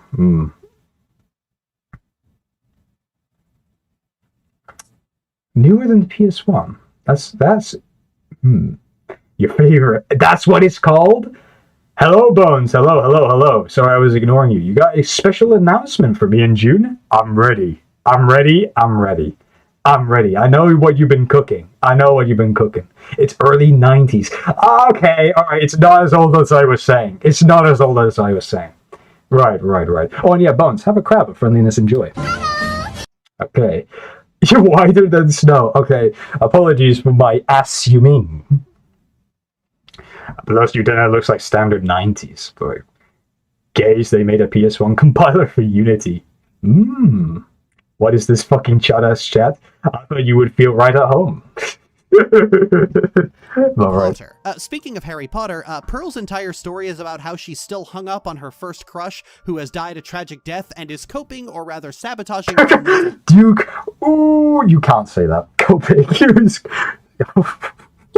By spending the rest of her existence watching over the son she had with someone else. So there's a cursed thought for you. So Pearl's story keeps running that treadmill because where else is it going to go? They wanted it to be like Utena, but because Utena has an open ending, you're kinda stuck with it. Now that's fine for Utena because it only had 40 episodes and it's serialized. Steven Universe has 180. That's certainly a long time to do fuck all. 180 episodes attached to this fat piece of shit. Who thought that was a good idea? 180 is a lot, isn't it? And taking into account, even if each episode is, 20 minutes? Fuck, that's still a lot. Oh no, 11 minutes. Okay, right, shorter. 180. Okay, so then the actual time is not that long. Still, 180 episodes, fuck. But still, the time. Is it? Mostly Irish. I see. Ancestry.com. 45 of The Sopranos. Shall we? Hey, Tone! Hey, Tone. So I was eating this gabagool. Prue is aware of this too because they spend a lot of time distracting the viewer with shiny baubles, particularly musical numbers. When people try to point to this story being done well, they usually point to Mr. Greg because Pearl sings about how Rose chose Greg over her, and it's certainly loud and epic and climactic as Pearl... Yeah, but the problem is it's a cuck song. It's a song about her coping about being cucked because the big pink bitch chose this fucking homeless fucking retard. What is this fucking guy? Look at him. Look at him. Fuck you. This fat nonce. You got cucked by this. You got cucked by this. I love that's just canon. That is just 100% canonical. It's just funny to think about it. Aware of this too. This song is just a cope fest about this fat arse. Spend a lot of time distracting the viewer with shiny baubles, particularly musical numbers. When people try to point to this story being... Damn toast. That's pure hatred. Let me read this out loud because that's impressive. Pearl pisses me off. I hope that many R34 posts have been made about her so I can feel safe knowing she's being e-raped thousands of times. Now that's pure hatred. Basically cut the episodes in half if you want to make it accurate to time. Fair enough. Right, but yeah, I didn't know. Yeah, if the episodes are short, then even if it's 180, the runtime is not that long at all, actually. Pearl isn't worth of me, right? It's like that, bro. Do you remember that Sargon of Akkad statement when he was like dabbling in like real life politics? He said to some fucking woman he said to someone like, I wouldn't even rape you. Like, he unironically said to someone like a proper political event, I wouldn't even rape you. Like, fucking mental, bro. Fucking mental. Anyway, random Twitter.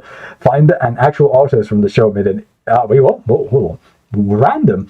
Twitter found or find an actual artist from the show made an image of Pearl and the fat guy unrapeable. Yeah, Toast knows what I'm talking about. He said, like, he described someone as, like, unrapeable. I'm typing with, okay, yeah, okay, yeah. Whatever you say, well, they usually point to Mr. Greg, because Pearl sings about how Rose chose Greg over her, and it's certainly loud and epic and climactic, as Pearl does her best impression of a Kingdom Hearts character, but it's hollow and empty. It's using a musical number to sort of yada yada over the fact that you're watching Pearl do this song and dance, literally, for the 10th goddamn time. No, the actually good episode about this is Rose's Scabbard. This is the first time Pearl has had to confront the fact that Pink kept secrets from her. Pearl thought she knew everything about Pink. She thought she was the only one who truly knew her, regardless of anything else, like the fact that Pink chose Greg over her, the fact that she gave up her life to have a little son of Geode. Pearl at least had the fact that she was the one person Pink shared everything with, her only real confidant. Well, it turns out she doesn't even have that. Pink kept secrets from her too. What did that fucking say? I beg your pardon? Her only real confidant. Well, it turns yeah, Pearl will be together forever. Oh, I'm so glad I paused to read this. Yeah, we'll be together forever. Fucking Kaka Benz Lamau. Yeah, fucking, that's, you know what? Yeah, that's good. Turns out she doesn't even have that. Pink kept secrets from her too, and it causes her to completely break down. That's what I was saying. Wait, what? Hold on. Wait, is people going through a revelation? Said 30 minutes. Did I? I lied. Chud, how can you say the N-word? You can't do that. You're just skill issue, bro. Skill issue. Why is that word? Why is the word fat censored? Wait, it blocks it if I say fat by itself or I combine it with chud. Wait. No. I can say fat. Someone, yeah, hold on. I bet, like, 100% that works. 100% that works, and that goes through. And I prove you all wrong, and you can say fat. But everybody's allowed one slip, dear. Wait, no. Fat chud. That goes through easily. Fat chud. Fat chud. Where?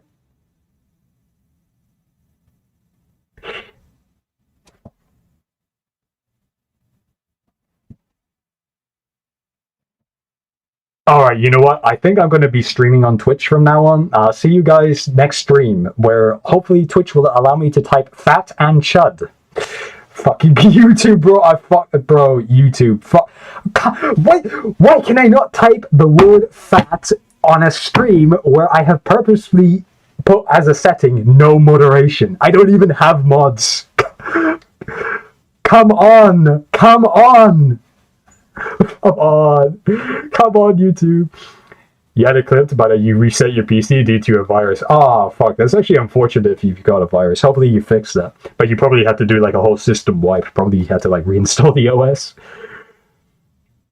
Never letting it go. Holy GD reference. What does GD stand for? All hail Havoc, the spirit worthy of the N-word.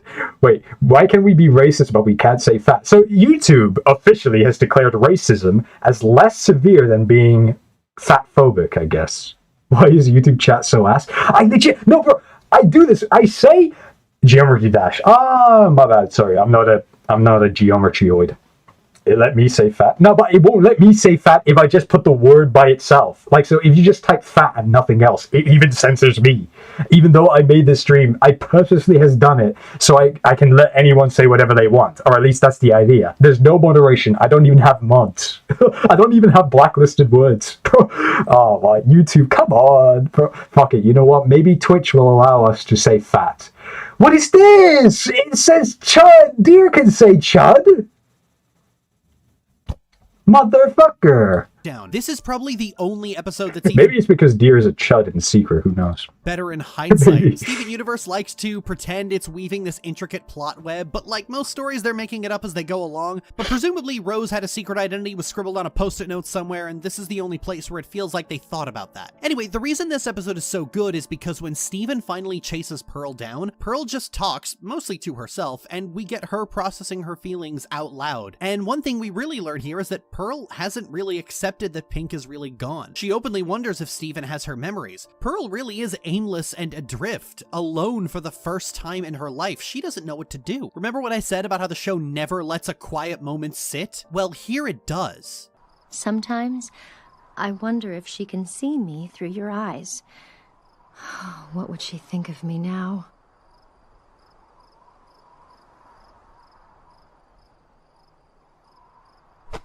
Well, I think you're pretty great.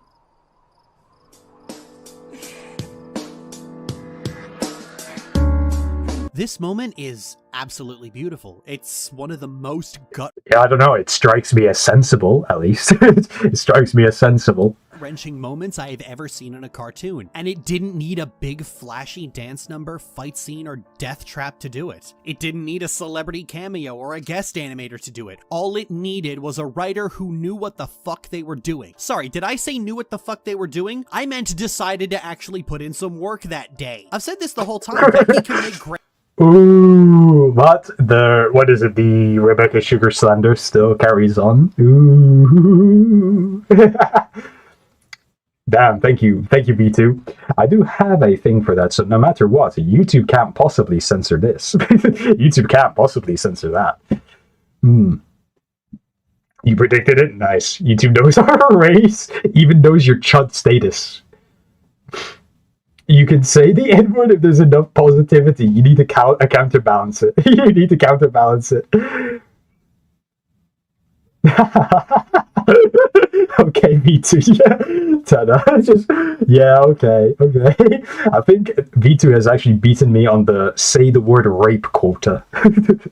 Great art when she's not getting distracted by anime references and her fucking giggle squee. This is what Rose's story was missing for most of the show. We don't need to necessarily know who Rose is, we just need to know someone who did, and Pearl got a lot of screen time, but screen time in Steven Universe doesn't equate to development. Between Rose's scabbard and volleyball, Pearl's grief is usually wallpapered over with musical numbers. This really comes to a head in the bad version of Rose's scabbard, volleyball. During this episode, while trying to heal Pink Pearl's scar, always a silly notion, scars don't actually heal, Pearl takes the two of them to the reef to try and repair her. But it turns out that the scar on her face isn't an injury. It's from an injury that was so impactful that it manifested as a part of her physical form. So it's a scar. This does have a good moment where Pink Pearl says she's fine and her scar spreads to immediately contradict her. She's just like me. Okay, I said that as a joke, but like, during the writing of this video, I actually did make another appointment with my therapist and unpack the fact that the only positive relationship I had as a child was a lie and was actually quite abusive, and that's partly why I'm so bad at having relationships with people. So if a moment like this ever makes you go, oh, she just like me for real, just stop and think about that for a minute. Okay, let's continue. Okay, so I am fucking bewildered beyond fucking belief. What did I just get hit with? Whoa, what is it? What is the frame? TMI? What the fuck? That is too much information. Is that correct? What the fuck did I just hear in the span of 10 seconds? Thanks for the fun fact, bro. Fun fact. Yeah, exactly. Holy shit. V2, you might be right. But, what is it? I thought, how does anyone react to that? Hold on, Havoc says, rape has no censorship at all. That's, at least we've got a good note. I love you, chats. I told you about how this guy was in an abusive relationship and took his anger out in his videos.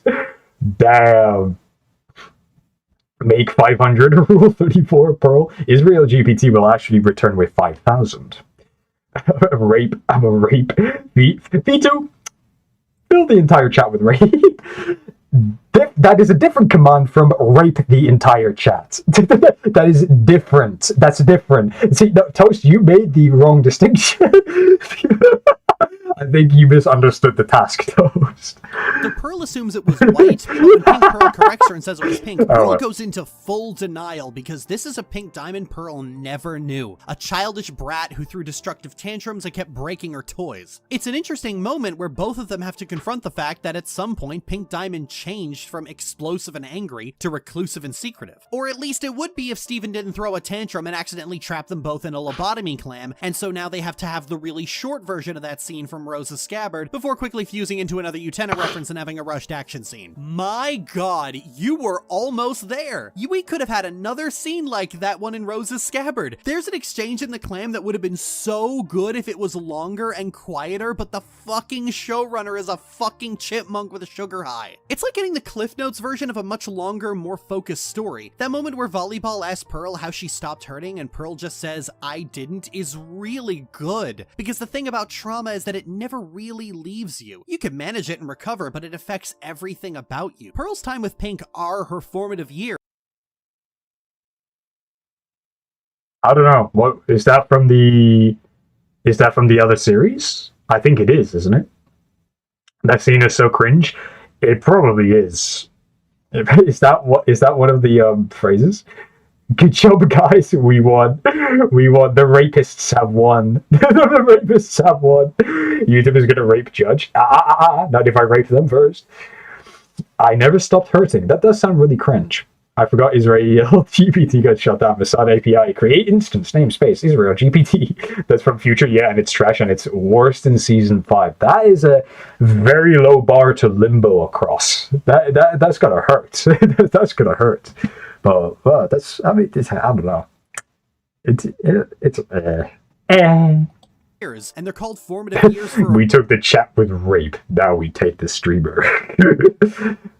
I'll have you know. That's not going to be an easy task. reason. They stick with you and influence everything you are as a person for good or ill. Childhood or early life trauma will always stick with you far more than adult trauma will because your brain has grown and developed around it. It affects the really deep-seated aspects of your personality. And that's interesting. Let's really dig into it. Dissect Pearl's brain in as many ways as you possibly can. Early seasons were pretty good at this, like when Connie asked Pearl to teach her to fight and Pearl taught her to be a meat shield because that's basically how she understands being a soldier. That's interesting. It shows how her relationship with Pink has affected her thought processes everywhere. But almost every instance after that, it just... What did Rebecca Sugar mean by this? The non-binaroid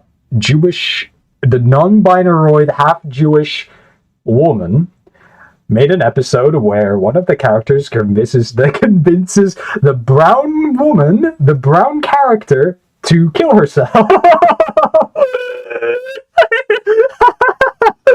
Okay, maybe I'm just, stretching. I don't know, man. Maybe it's just my imagination going a little bit too far. Maybe I'm just media illiterate. Oh. Alright, let's see. Hold on. Whoa. No, it's genuinely impressive. They turned it into edgy fanfic and made evil Steven who wants to smash things. Hulk smash! He has equal firepower. It's gonna be, finally, our battle will be legendary. It's so bad it requires effort. I can't fucking screenshot because my volume button's broke. I feel your pain. Let's see. Smash or pass. Benjamin the Earth Mover. Smash. Like, actual hats off to new drug. I mean, sugar. My wife is here. You get to say rape and you get to say the N-word. White woman, by the way. Oh, yeah, it's true. This reminds you, oh, hey, Pearl's crush is dead. Pearl's not over. 100%. I'll remind you again in an hour. Pearl's grief and how she deals with it and how it affects her day-to-day. I'm glad we could agree. But you know what else would be interesting? Seeing what Pearl gets up to when she's not being reminded about how she got cucked by the lead guitarist of a Stop it. It's too fucking... No, stop it. Stop. Blog hack cover band. Like, I don't know, an episode where she warps to Brazil and learns capoeira and takes part in a competition and has sapphic tension with her opponent in the finals. I mean, you like anime so much, do a sapphic tournament arc. That'd be fun. I'm not asking for her to get over it. I'm asking to see her make some progress because that's satisfying. I want to get to the next episode where it's time to open the grief box again and think, you know what? She's been doing pretty good for herself. I'm proud of her. It's not enough to just tell me what happened off screen. Let's see it. I'm kind of reminded of how Legend of Korra just kind of glossed over Korra learning the 4 elements on the basis that the previous show was already about that. But the point that it misses entirely is that the adventure to learn about the 4 elements isn't just about learning the elements. It's about the Avatar broadening our horizons and meeting people from diverse backgrounds and learning to really appreciate every culture on the planet, not holing up in a compound completely isolated from other people and perspectives. This is why Sozin and Roku grew apart. Sozin remained isolated, and that's how imperialism festers. Roku traveled the world, and so of course he's not on board with Sozin taking over the world in the name of the Fire Nation, because the world is already beautiful, and you'd know that if you stepped outside your walled garden. The interesting part of a story is seeing how characters grow as people. You shouldn't just skip over that and jump right to the end. Oh, but Lily, you still get it, so that means it's good the way it is. Oh, by that logic, why even bother animating it? Just tweet your outline and then make a Tumblr blog where you talk about your OCs and never write anything. The execution of a story is the fun part. Getting off Pearl for a second and getting onto Pink Diamond, I always found it a little skeezy the way the show spends so much time analyzing every single bad thing Pink Diamond ever did, because Pink Diamond's crimes are fucking minuscule compared to the rest of the Diamonds. You get these big, elaborate musical numbers about every horrible thing Pink Diamond ever did, like all 2 of them, and it's such a point of drama. Well, what if one of them includes a rape? It's not about the quantity, it's about the quality of the crimes, okay? You gotta something you gotta think about, okay? Something you what a stupid thing to say. honestly, what a stupid thing to say. Oh Christ. Oh, you actually fuck with these points? Actually a good video? Oh damn. Chicken nuggets Reddit assemble. What is this? Oh Christ. Let's see what this is. Making you Pearl Rule 34. It'll take a while. Let's see. Still kind of sucks because it's a Lily Orchard, but I give it a pass because Orchard is so fucking stupid. It's like, it's funny. Mentally deranged individual. This is why I was saying the re-review is the best Orchard vid. Fair enough. Israel GPT, you getting a little bit too big for your britches. Keep you doing your thing, I guess. Me too. He is the rape machine. The rape machine. And wait for like half the show, but then the actual tyrannical oppressors show up and they're basically just silly little aunts. To say Becky's priorities are out of whack would be an understatement to end all understatements, but on reflection, I noticed this in other places too. One of the themes of the show is that none of the gems are perfect parents, but Steven still forgives them because he loves them, right? Well, when you look at the number of times the gems mess up, a trend pops up. Pearl and Amethyst mess up their parenting and traumatize Steven the most, while Garnet, Ruby, and Sapphire mess up like twice. However, the 2 times Garnet messes up are also one of the few times in the show Steven responds with anger at the way he's being treated. When Garnet accidentally scares Steven by teaching him what future vision is, he gets angry even though he was the one that doubled down. When Ruby and Sapphire act a mess in public, Steven yells at them. When Pearl almost lets Steven fall to his death, when Pearl brainwashes Connie to be Steven's warrior slave, when Pearl almost gets herself and Steven killed by flying in a DIY spaceship, when Pearl invades Garnet's boundaries, when Pearl does anything, Steven starts jumping to hugging it out. It's pretty fucked up. Now, the Watsonian critique could suggest Clearly he has a favorite. Clearly. Steven is just accustomed to Pearl being nuttier than rat crap at a pistachio factory, while Garnet can usually be counted on to be the actual adult in the room. But the real critique is another one of priorities. The writers are determined to get you to sympathize with Pearl, and so when she fucks up, it's usually excused or swept under the rug. I don't think you need to do that, though. A character can be sympathetic and still held accountable for their actions. You're not going to tarnish Pearl in the eyes of the fanbase if Garnet or Greg have to give her an earful every once in a while. Or you might. The fanbase has rocks for brains, after all. The crew see I beg your pardon, what was that? Garnet or Greg have to give her an earful every once in a while. Or you might. Fan artist draws Rose skinny. Fandom harasses them until the end of time. Creator draws Rose skinny. Cricket noises. Is there... It sounds like context I'm missing here. I don't quite remember. Or... What? Fan artist draws Rose skinny. Fandom harasses them until the end of time. Really? Is this a thing? I don't know. Pink Diamond is Pearl. Big spoiler. Huh. I mean, what is this? This is like... I don't know. I don't know. Sounds funny-ish. I don't know. I could... Maybe this is something I could look into.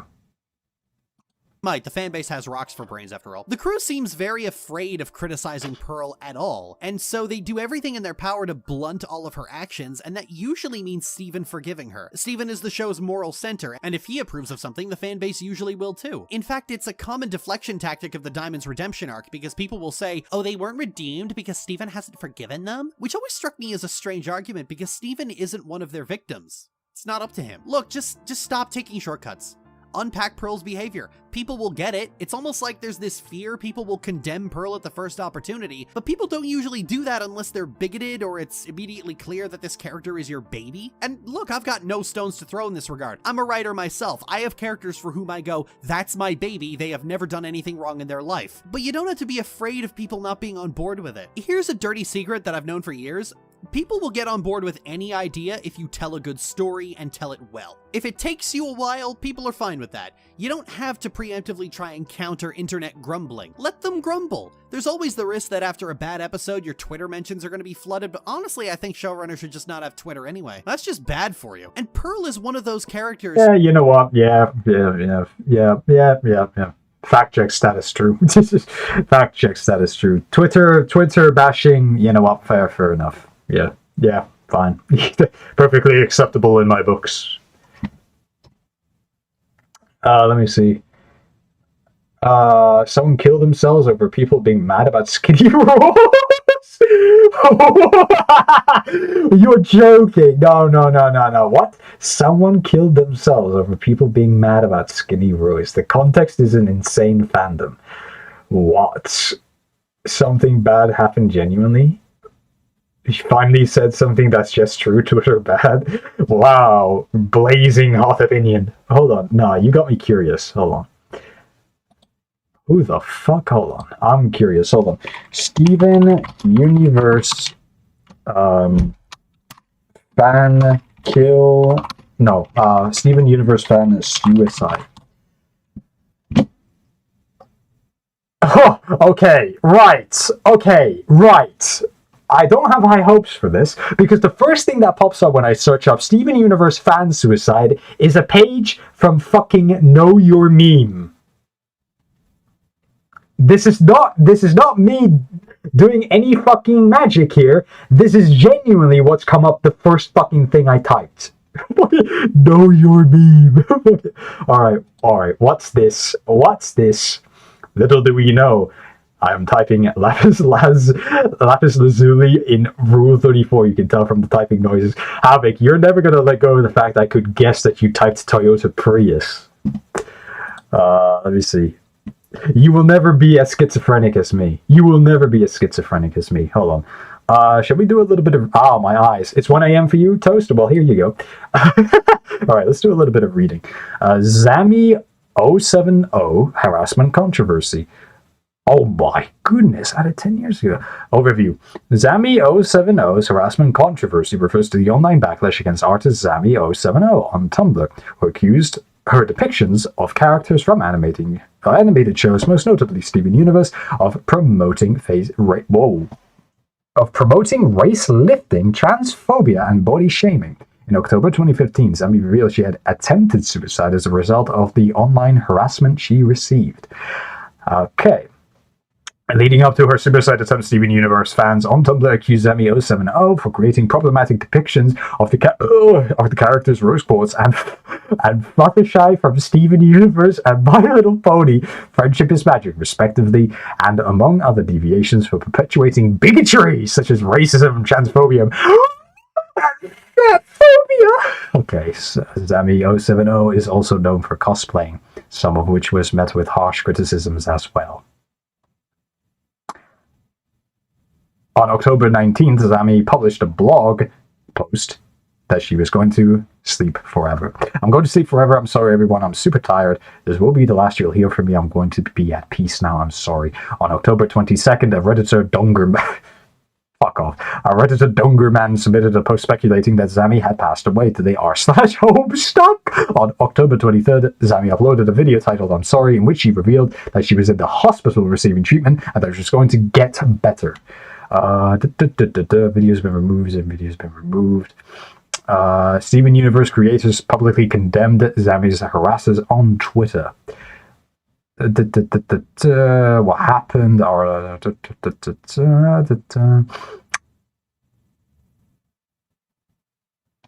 Okay, and that's really about it. All right, so we have caught up.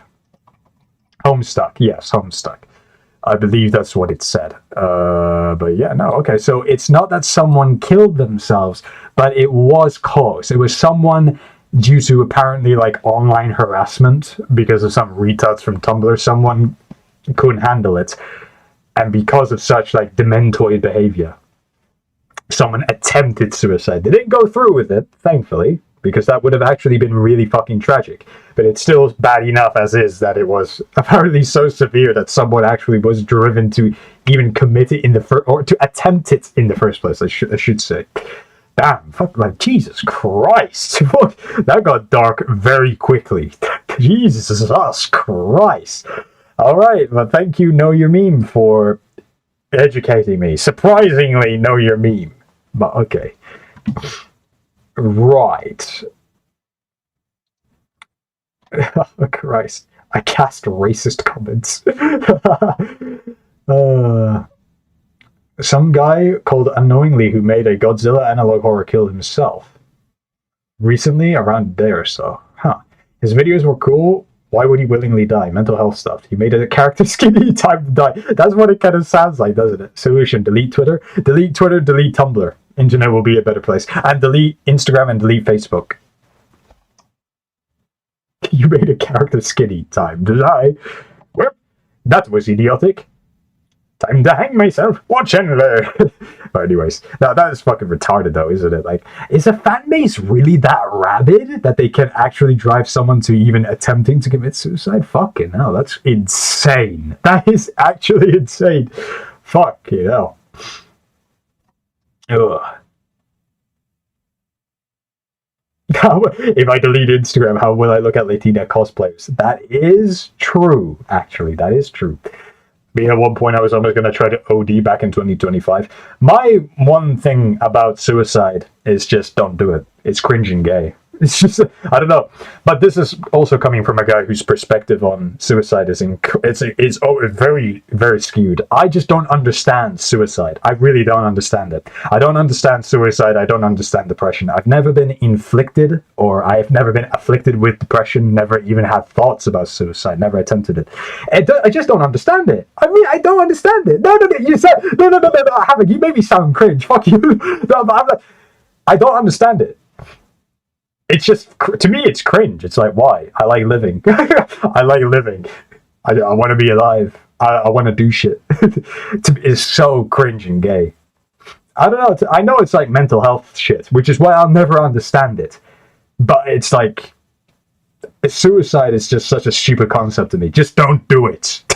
Just literally don't do it. It's literally, it's like the opposite dichotomy of the meme where it's like, oh, if you're homeless, just buy a house. No, except if I say, oh, suicidal, just don't do it. And it's true. It's true. Just don't do it. It's easy. In fact, it's really easy. Just, I don't know. I don't understand it. It's a stupid concept to me. It's a stupid concept. The idea of suicide is really retarded. I don't know. I try to wrap my head around it. It's like, it's literally, I am physically incapable of understanding it. I can't. It doesn't compute. I actually just fucking like. You might think you might be stupid.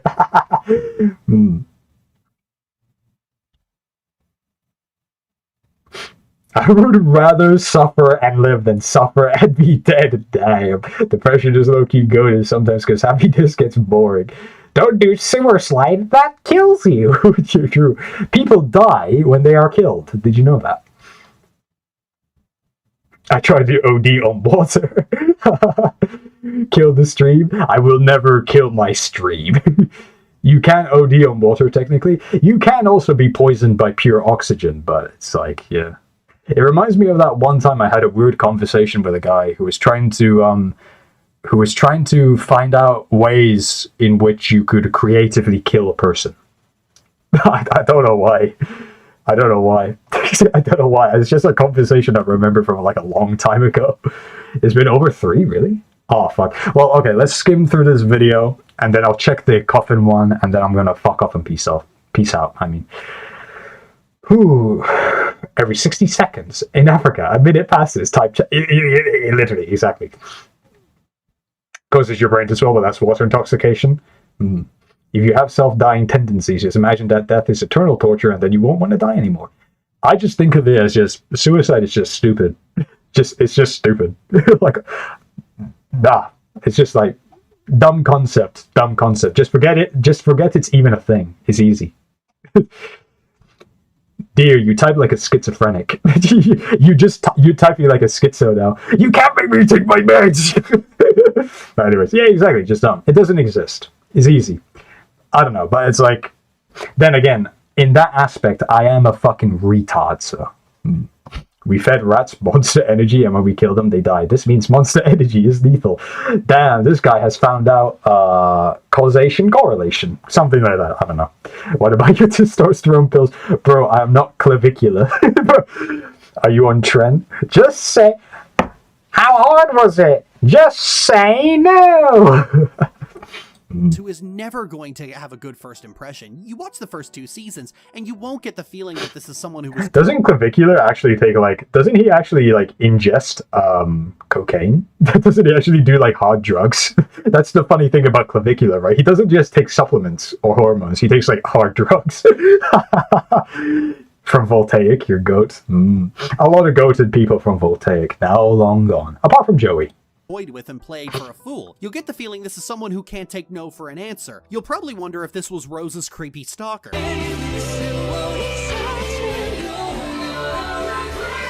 That's the vibe I got from Pearl for a long time. But you know what?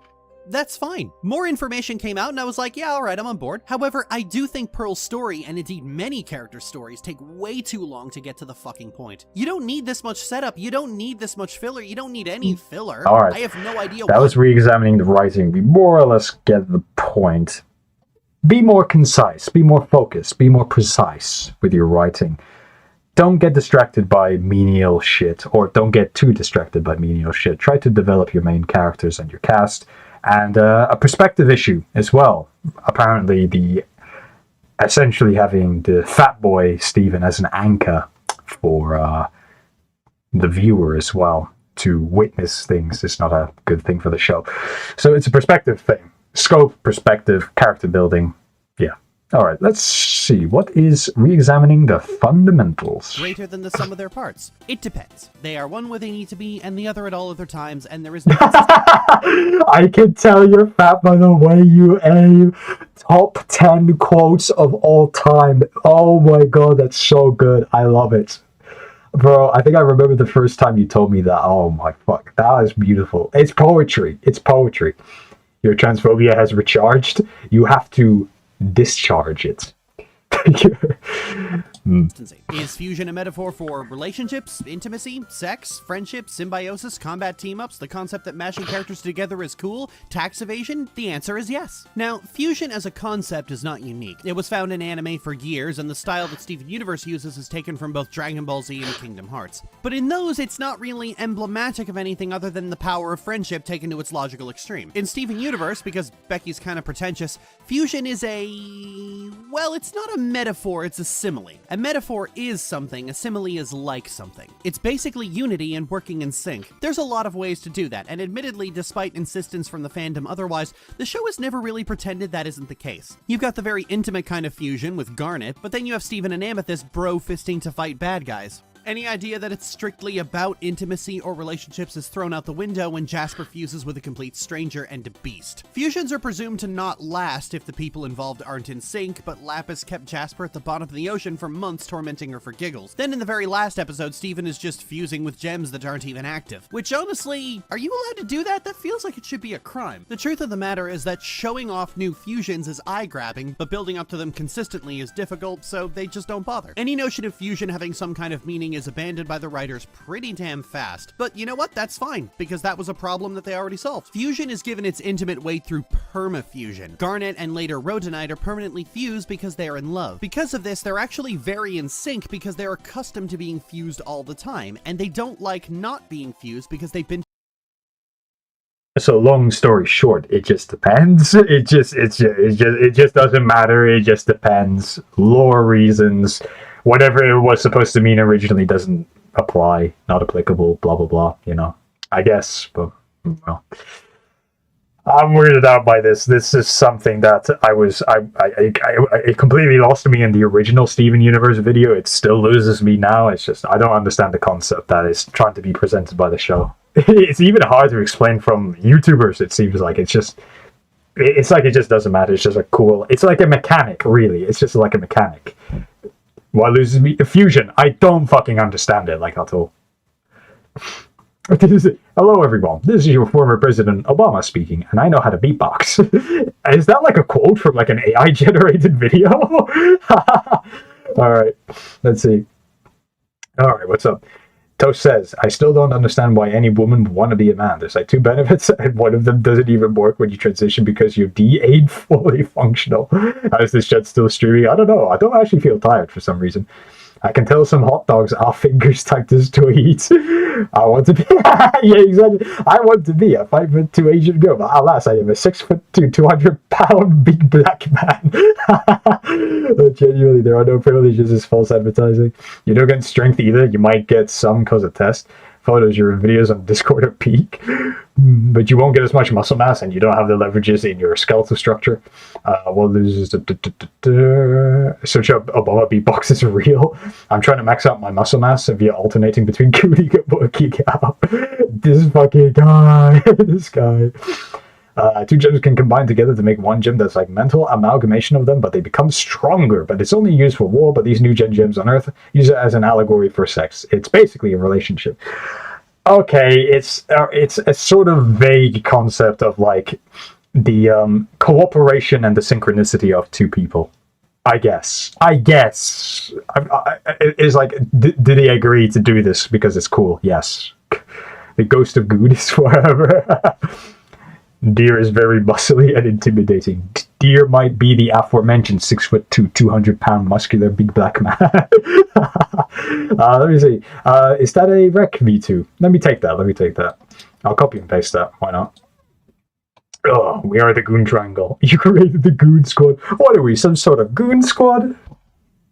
Together so long that being apart creates a very deafening solitude. A lot of people might hate the idea of sharing a mind with someone, but to someone who has already been sharing a mind for a very long time, being a complete individual could be just as nightmarish. This isn't a new concept. In Star Trek, most Borg drones who become separated from the collective are very distressed when it happens. They don't like the silence, and permafusion is that, but like, not evil. To the writer's credit, permafusion isn't something they pull out lightly. There's only 6 permafusions in the entire show, and only 2 of them have significant speaking roles. So it's not like they're throwing permafusions out like Pokemon cards. The one we spend the most time with is Garnet, and we learn very quickly how much actual weight she puts onto fusion. When Pearl deceives her to form Sardonyx without her informed consent, real actual thing she did by the way, she's enraged. When she discovered the artificial fusions Homeworld was creating, she's horrified to the point of tears. When Peridot explains what the cluster is, Garnet actively calls it an abomination. This is usually the part where I tell you how they fuck it up, but no, this is one of the few things they remain consistent on. They remain so consistent on it, in fact, that they actually use it to interesting effect. See, because Garnet is the only adult... the first bit of Steven Universe good news that we get in like 3 hours worth of videos? Holy. Havoc, careful. You gotta keep in mind the timeline. One video is nearly 10 years old, this one is only 2 years old. It's not... Havoc. It's not like these videos were made back to back. Unless you're referring to something earlier in this video. Oh well. But no, you said last vid. There's like 5 fucking years difference between the videos. Let's be fucking... Come on. I know that, yeah, in the other one they were saying like, fusion is crap and fusion is meaningless and fusion blah blah blah blah blah. But now they're trying to explain. People don't change. They never change. War never changes. Not even in 5 years. Not even in 5. Will you not forgive CD Call Havoc? Will you not find it in your black fucking heart? Still trans. Still trans. Oh, that's funny. Are you saying that Hitler was a bad guy? You got a recommendation? Hit me. Hit me. I love how the all caps comes out. Garnet is the only goat. Voters might be speaking truth. I don't know. Violent sex. Well, not really. It's like molestation. That's why Jasper and Lapis. Wait, whoa! Jasper and Lapis' music is showing us bad. It's basically an abusive relationship or rape. Molestation. Violence. Oh my god, bro. This is the funniest that I think I've been reading. Holy shit. If war doesn't change, men must change. Is that like a fucking quote from God of War, like the new one? People do change. We used to have the big Stein, now we have the big Paul. We have Palm Beach Beat. Secret Asian 6. Any song with buzzwords in the name. Ooh. You can't say Tranoid? Really? I've seen people say Tranoid. Yeah. You can't. Right. I'm saying YouTube. I'm saying this as a quotation, just in case your Israeli bots get me. Tranny, tranny is apparently the bad one, right? But I can apparently get away with saying Tranoid. So whatever. Whatever. War never changes. From Fallout, Kratos ain't saying all that. Kratos was like saying what? Kratos was saying, we need to be better. We need to be better for the sake of our children, or something like that. That was one of the quotes from like the new God of War games, wasn't it? Deer can say it. According to the Twitter logic, yes, apparently Deer can say that with impunity. Yes. I guess you can say the N-word, but Deer can say their words. Yeah, I don't know. It's just a silly thing. Big Stein had a mansion on Palm Beach. He's actually throwing. Even I could be a better pedo than him. Yeah, Toast, he kind of gave the game away. Toast, you'd be a much better pedo. YouTube actually knows. YouTube actually knows. They've got you. They've got you down to your fucking DNA structure, bro. They fucking know. In Steven's life who isn't fucking crazy, she becomes his model for good relationships, which means Steven, ever determined to take the shortest route to any destination possible, proposes to Connie and says that they should be Stevani permanently. This is disturbing to Connie, who has lived with actual real parents and friends, and so places a lot of value on individuality, so she obviously turns him down. They're also children, so legally they can't marry, and morally they shouldn't. It shows, probably for the first time, that other people have experiences that are different from Steven, and the things he's been taught to value are not the things they've been taught to value. Future is the only time Steven's role as moral center of the show is scrubbed away, and he has to confront the fact that people will say no to him, and he's just gonna have to live with that. There's also a PTSD plot. I mean, well, sorry, fat boy, you can't have your cake and eat it too. You can't have it. You can't have it both ways. You can't have it both ways. You're going now? Fair enough. It's late, eh, Havoc? See you around. See you around, Havoc. Bye-bye. Yeah, God, that was fucking funny. Oh, fair enough, because what is it now? It's nearly 1. Yeah. I might peace out in a bit, too. There's a chance you have fucked up DNA, so YouTube might fail to racially detect me. Proposing to permanently fuse is terrifying. My DNA is literally from okay, whatever you say, bro. Your race is now twink. Oh, when? Oh, shit. You know what? I'll tell you what. If fucking hell, if Havoc has left, that means I've been going on for like a really long time.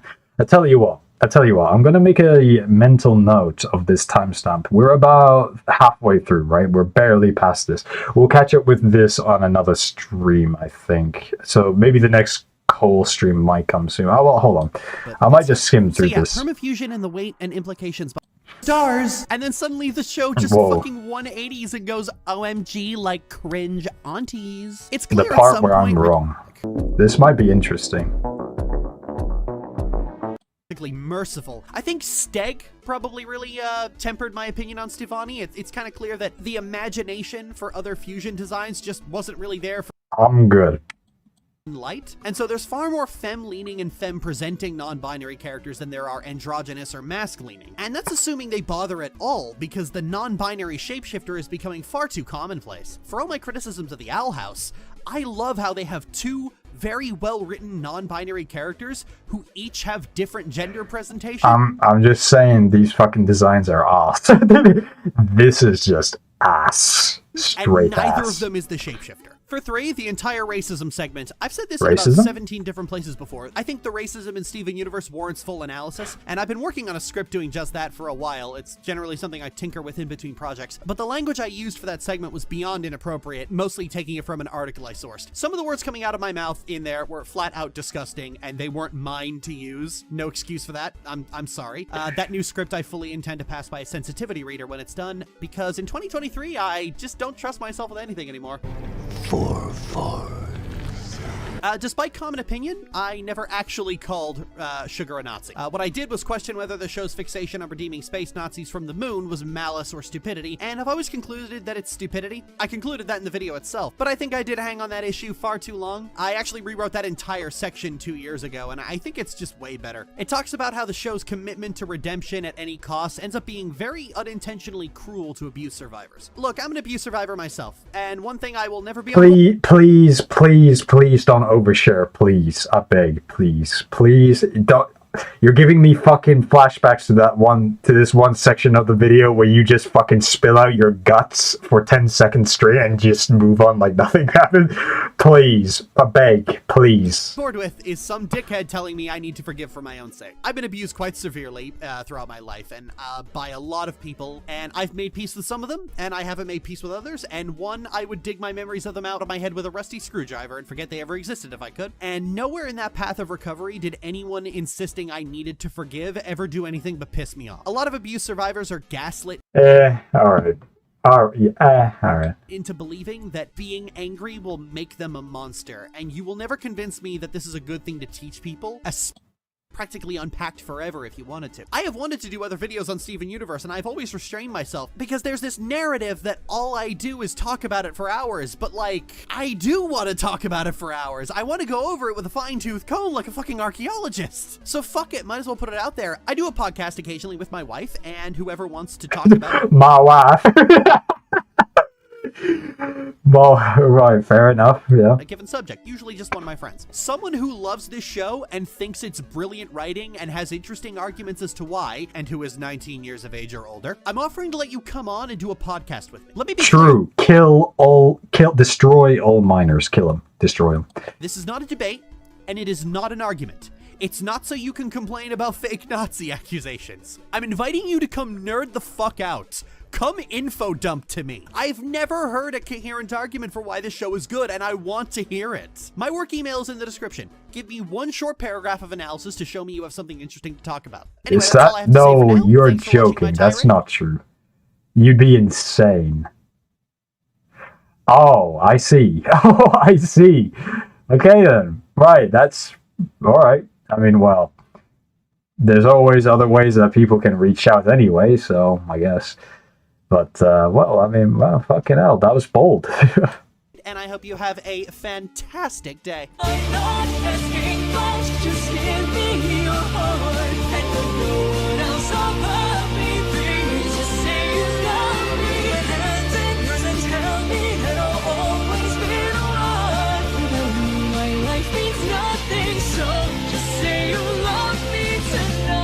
Holy.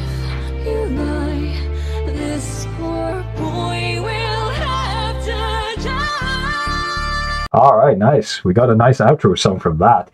That was what Havoc was telling me before. I think if he was talking about this video, he said he had a pretty good outro song. It's a shame that I took so long to get around to it, he couldn't hear it. Or not hear it again. But, well, there we go. That is fucking... Okay, you know what? Yeah, okay. Not as... I tell you what. Not as demented... Nowhere near... Oh, bro, that was understatement. Nowhere near as demented as the first Steven Universe video. Nowhere near as demented. Unfortunately for me, that means not as funny, but then again, this video is kind of no use to me. Not a Steven Universoid. But, yeah, no. At least we got a nice outro song from that. But, yeah, no. Genuinely, it's an okay video from COALio. It's different. A lot more positive. A lot more positive. Like, we even got, like, a happy sign-off at the end of the video, which I did not expect. Like, fuck, actually nice video. A lot, like... more positive in tone as apart from the other one, which was like pure hatred, but we were supplied context for that, weren't we? But yeah, no, yeah, decent video from COALio. Kind of like the same, what would you say? Kind of like the same complaint that I had about the fucking Polly vid, where I'm like, oh, how dare you make like a decent video? Just genuinely, just a fine video. It's decent. Like, I can't say anything about it because I'm not fucking idiot like me, ignorant of Steven Universe lore. I am not equipped to fucking engage with anything said in the video. Just me looking for like out of context clips of literally just looking at them for out of context clips. I even was combing through like some videos of the channel as well, trying to find some other shit, which I might still do. This channel seems like a funny gold mine. But there's only really one video that I want to check off my list. I'm not gonna do it tonight because fucking hell, I've been streaming for too long. I went to like fucking just went nuts. But I want to look at the coffin video, a lot shorter than the other videos, or relatively speaking. Want to look at the coffin video, and then I'll probably be done with this channel for a while. Probably leave it alone. Otherwise, you know, there's got to be a point where you're mining for gold and the fields come dry. It's just done. You know, you got to move on to greener pastures. But yeah, no, it seems as though there might be some few apologize for that. But there might be a few more things I could look for in this video. In this channel, I mean, and maybe a few more things. Maybe if there's something that looks funny. Who knows? Who knows? But if it's just like, if it just continues being like very, very, very, very in-depth analysis of like shows and basically nerding out over shows that I have no fucking clue about. Who knows? Who knows? I might even fucking watch the fucking Has-Been Hotel videos. That could be funny as well, because I call Has-Been Hotel the fucking gay spider show, so who knows? But we'll see. We'll see. Who knows? But really, I've only got one more video that I for sure want to look at, and then everything else is like, you know, cherry on top of the pie. Cherry on top of the cake. I'm even like losing my ability to like speak English now. I'm getting the fatigue is now hitting me. Now that the fucking video is over and then I'm not fucking hyperactive, I'm losing my edge. I'm losing my edge. Do you rec? Ah, yes, Toast. We got 2 recs I need to look for. Homophobic? Are you sure? Are you sure? Alright, commit seppuku? Maybe. Oh no, but I was going through off a whole tirade saying no. Lily 1, David Patsuki 0. Who's this David Patsuki?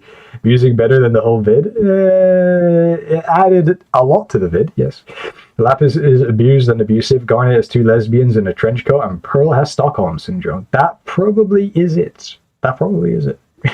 You wish you could start sending the links in YouTube chat. I wish it was that easy. Yeah. I wish it was that easy. Do Obama beatbox? Oh, yeah. The American English hit me for a second. Yeah. Let me see. We got V2, we got photos, and we got toast. We literally have one from each. All right.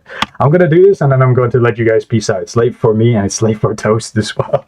It's late for everybody now, I think about it. But anyways, Obama beatbox. Let's have some nice... I mean, I say palate cleansers. That video, that last Steven Universe video ended on a pretty high note. So I tell you what, I give a thumbs up for that.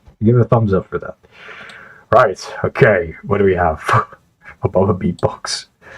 Hello, this is your former President Barack Obama, Hello? and I just want to tell you I know how to beatbox with a little bit of... Yeah. Yeah. Beatbox. Yeah. President Obama? Yeah. Beatbox. No, Obama, you're doing it wrong. You gotta do it like this. Jesus Christ. That's how you beatbox. What is this?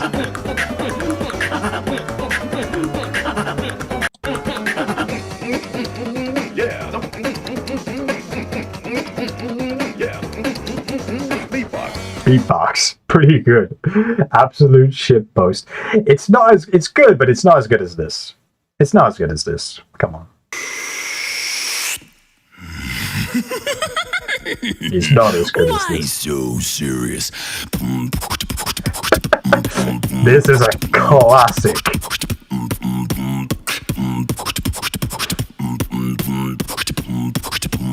Why so serious?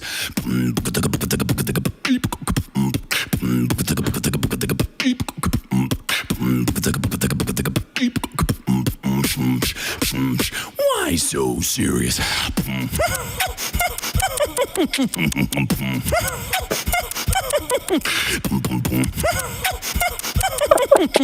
It's just so fucking. It's impressive.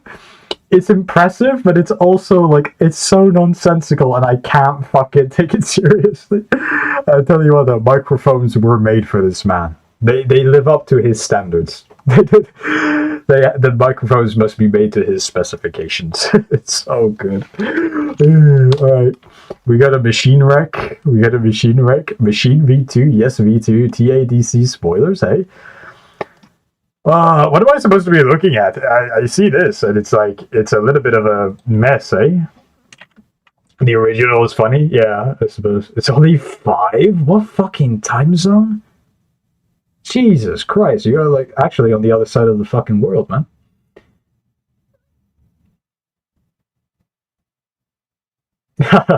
Deer is fake. Deer is fake and gay. Fake and gay. Let me see. Machine V2, yes, V2, TADC spoilers. Yeah. We got one more. I think we got a toast wreck, and then we can be over this. It's not there, really. Maybe I should just scroll. Mid crash out, desperate. Holy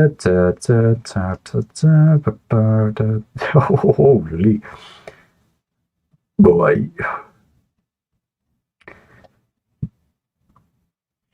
Sorry, I don't think I can find it. This might be it. I might have typed it wrong, but I'm not sure. It seems very specific. I'm not sure why it's strange. It's not fucking here. That's strange. Yeah, I don't know. That's kind of my bad. Sorry about that V2. Toast, you had one last one. It was like a guy. You recommended me like a YouTube channel, I think. I can't remember.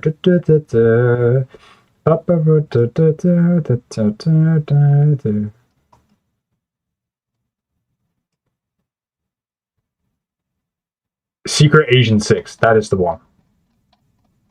Okay. Let me see. What's Secret Agent 6? Okay. We might find something cool here.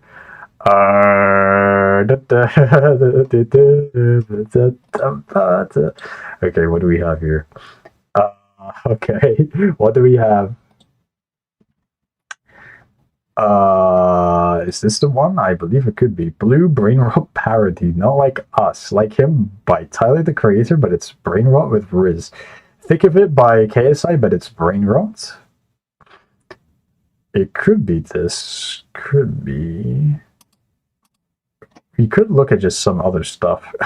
We could look at the mix. This is... I mean, well, I mean, how could I resist? How could I resist?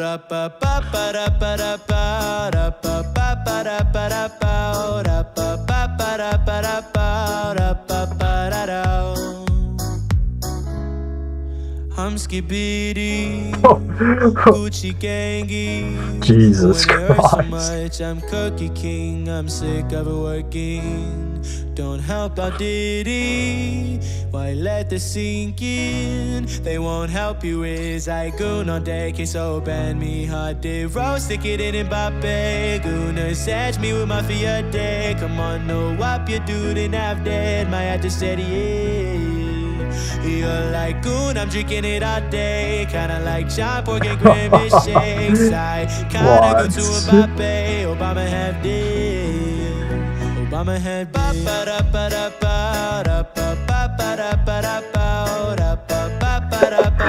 What the fuck? Listen to his song W speed, he got better. I mean, but like this is like, oh, it's impressive. It's shit. The lyrics are full on shitposty, but the actual song itself is actually kind of impressive. The thick of it, Brain Rot. I wonder. Then there's W speed. It's tough and it's 24K gold. Do my chocolate slaps, Adrian, explain more. Dude man, I'm a dude man, inside saying she's lore. I'm in Fortnite, but this ain't OG anymore. They bag the fries because they're unemployed and poor. I I stopped my grading to start my winter off. Oh my Ate my god. lunch because talk to was turning on. Whoa, this is how we be more.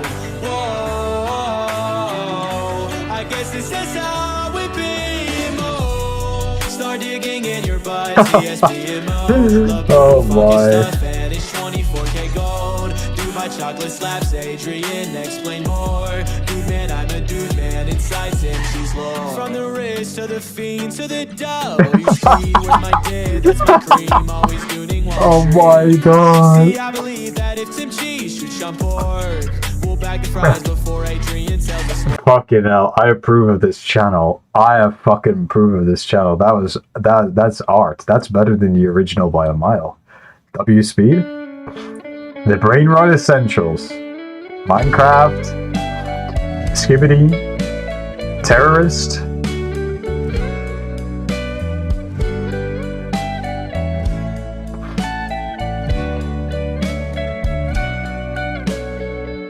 Your massive guide, I could watch like ice and night. Chocolate from Dubai, start digging in your butt. 6, 7, 41. Pick a number that you want. Food is okay, so once. Damn. Bit of fat slander, that's nice. I'll imagine if Ninja Guy, a nice barbershop haircut. I'm telling Adrian, explain everything. The skippity toilets in my dreams. I'll be emo if you dare. So let me clip farm you. Will you spend with me? W Speed. W Speed. W Speed. That's beautiful in a sort of twisted way. This song is beautiful in a fucking dark, twisted way. Oh my, I tell you what, I approve of that. Secret Agent 6. I approve of his entire channel. That's pretty good. I don't think I've heard one that I dislike. Like, I know Obama have the Think of It parody and then W Speed. Weirdly very well made. Will you stay with me? I thought you said will you spam with me, W Speed. Oh, probably it is will you stay with me, W Speed. It's so I should be holding like a candle, bro. It's so good. Secret Agent 6. That's pretty good. That is actually a really good channel, fucking Toast. Fuck me, bro. Gem. Fucking gem. Who knew that in a coal stream that we would find so many gems? That's good. Oh, nice. You got some nicknames for the nice. I have no nicknames for the Roadkill. Roadkill is the character of a little Cult of the Lamb character that we made Deer named, I think. Deer named the character Roadkill. So that's a pretty good crossover, isn't it? Fuck my autocorrect. Fuck my life. There's a video just called I with a strange little accentation thing on it. 342. Fuck me, bro. Alright. I think the stream is actually longer than the first time I looked at this CD Cult channel. That fucking channel is actually like it really is a peek into a, well, I say wicked mind. Not a wicked mind, but it's like a time capsule of like a really turbulent YouTube channel. It's almost fascinating to watch these time capsule videos, you know, they're time capsule-esque. The only downside of that channel is that if you're not interested in the shows it talks about, or you're not like a big cartoon guy, you can't catch up. It becomes like almost like just gibberish. It's like just noise being thrown at you and you're like, huh? Huh? Well, we might have a look at that video dear tomorrow, if I remember. But tomorrow is going to be some good news for some people, because tomorrow is going to be a gaming stream. And it's going to be Henry Stickmin, so I'm going to take a little skip. I'll skip over Cult of the Lamb, but tomorrow is going to be a Henry Stickmin like showcase stream essentially. We'll have a look at the game, try to go through as many levels as we can, go through like all the levels. And then I think it'll be good. Henry Stickmin, still a pretty popular game. A lot of people like that. It's a very funny game as well, from what I remember. It's one of the classic games that was released on the internet.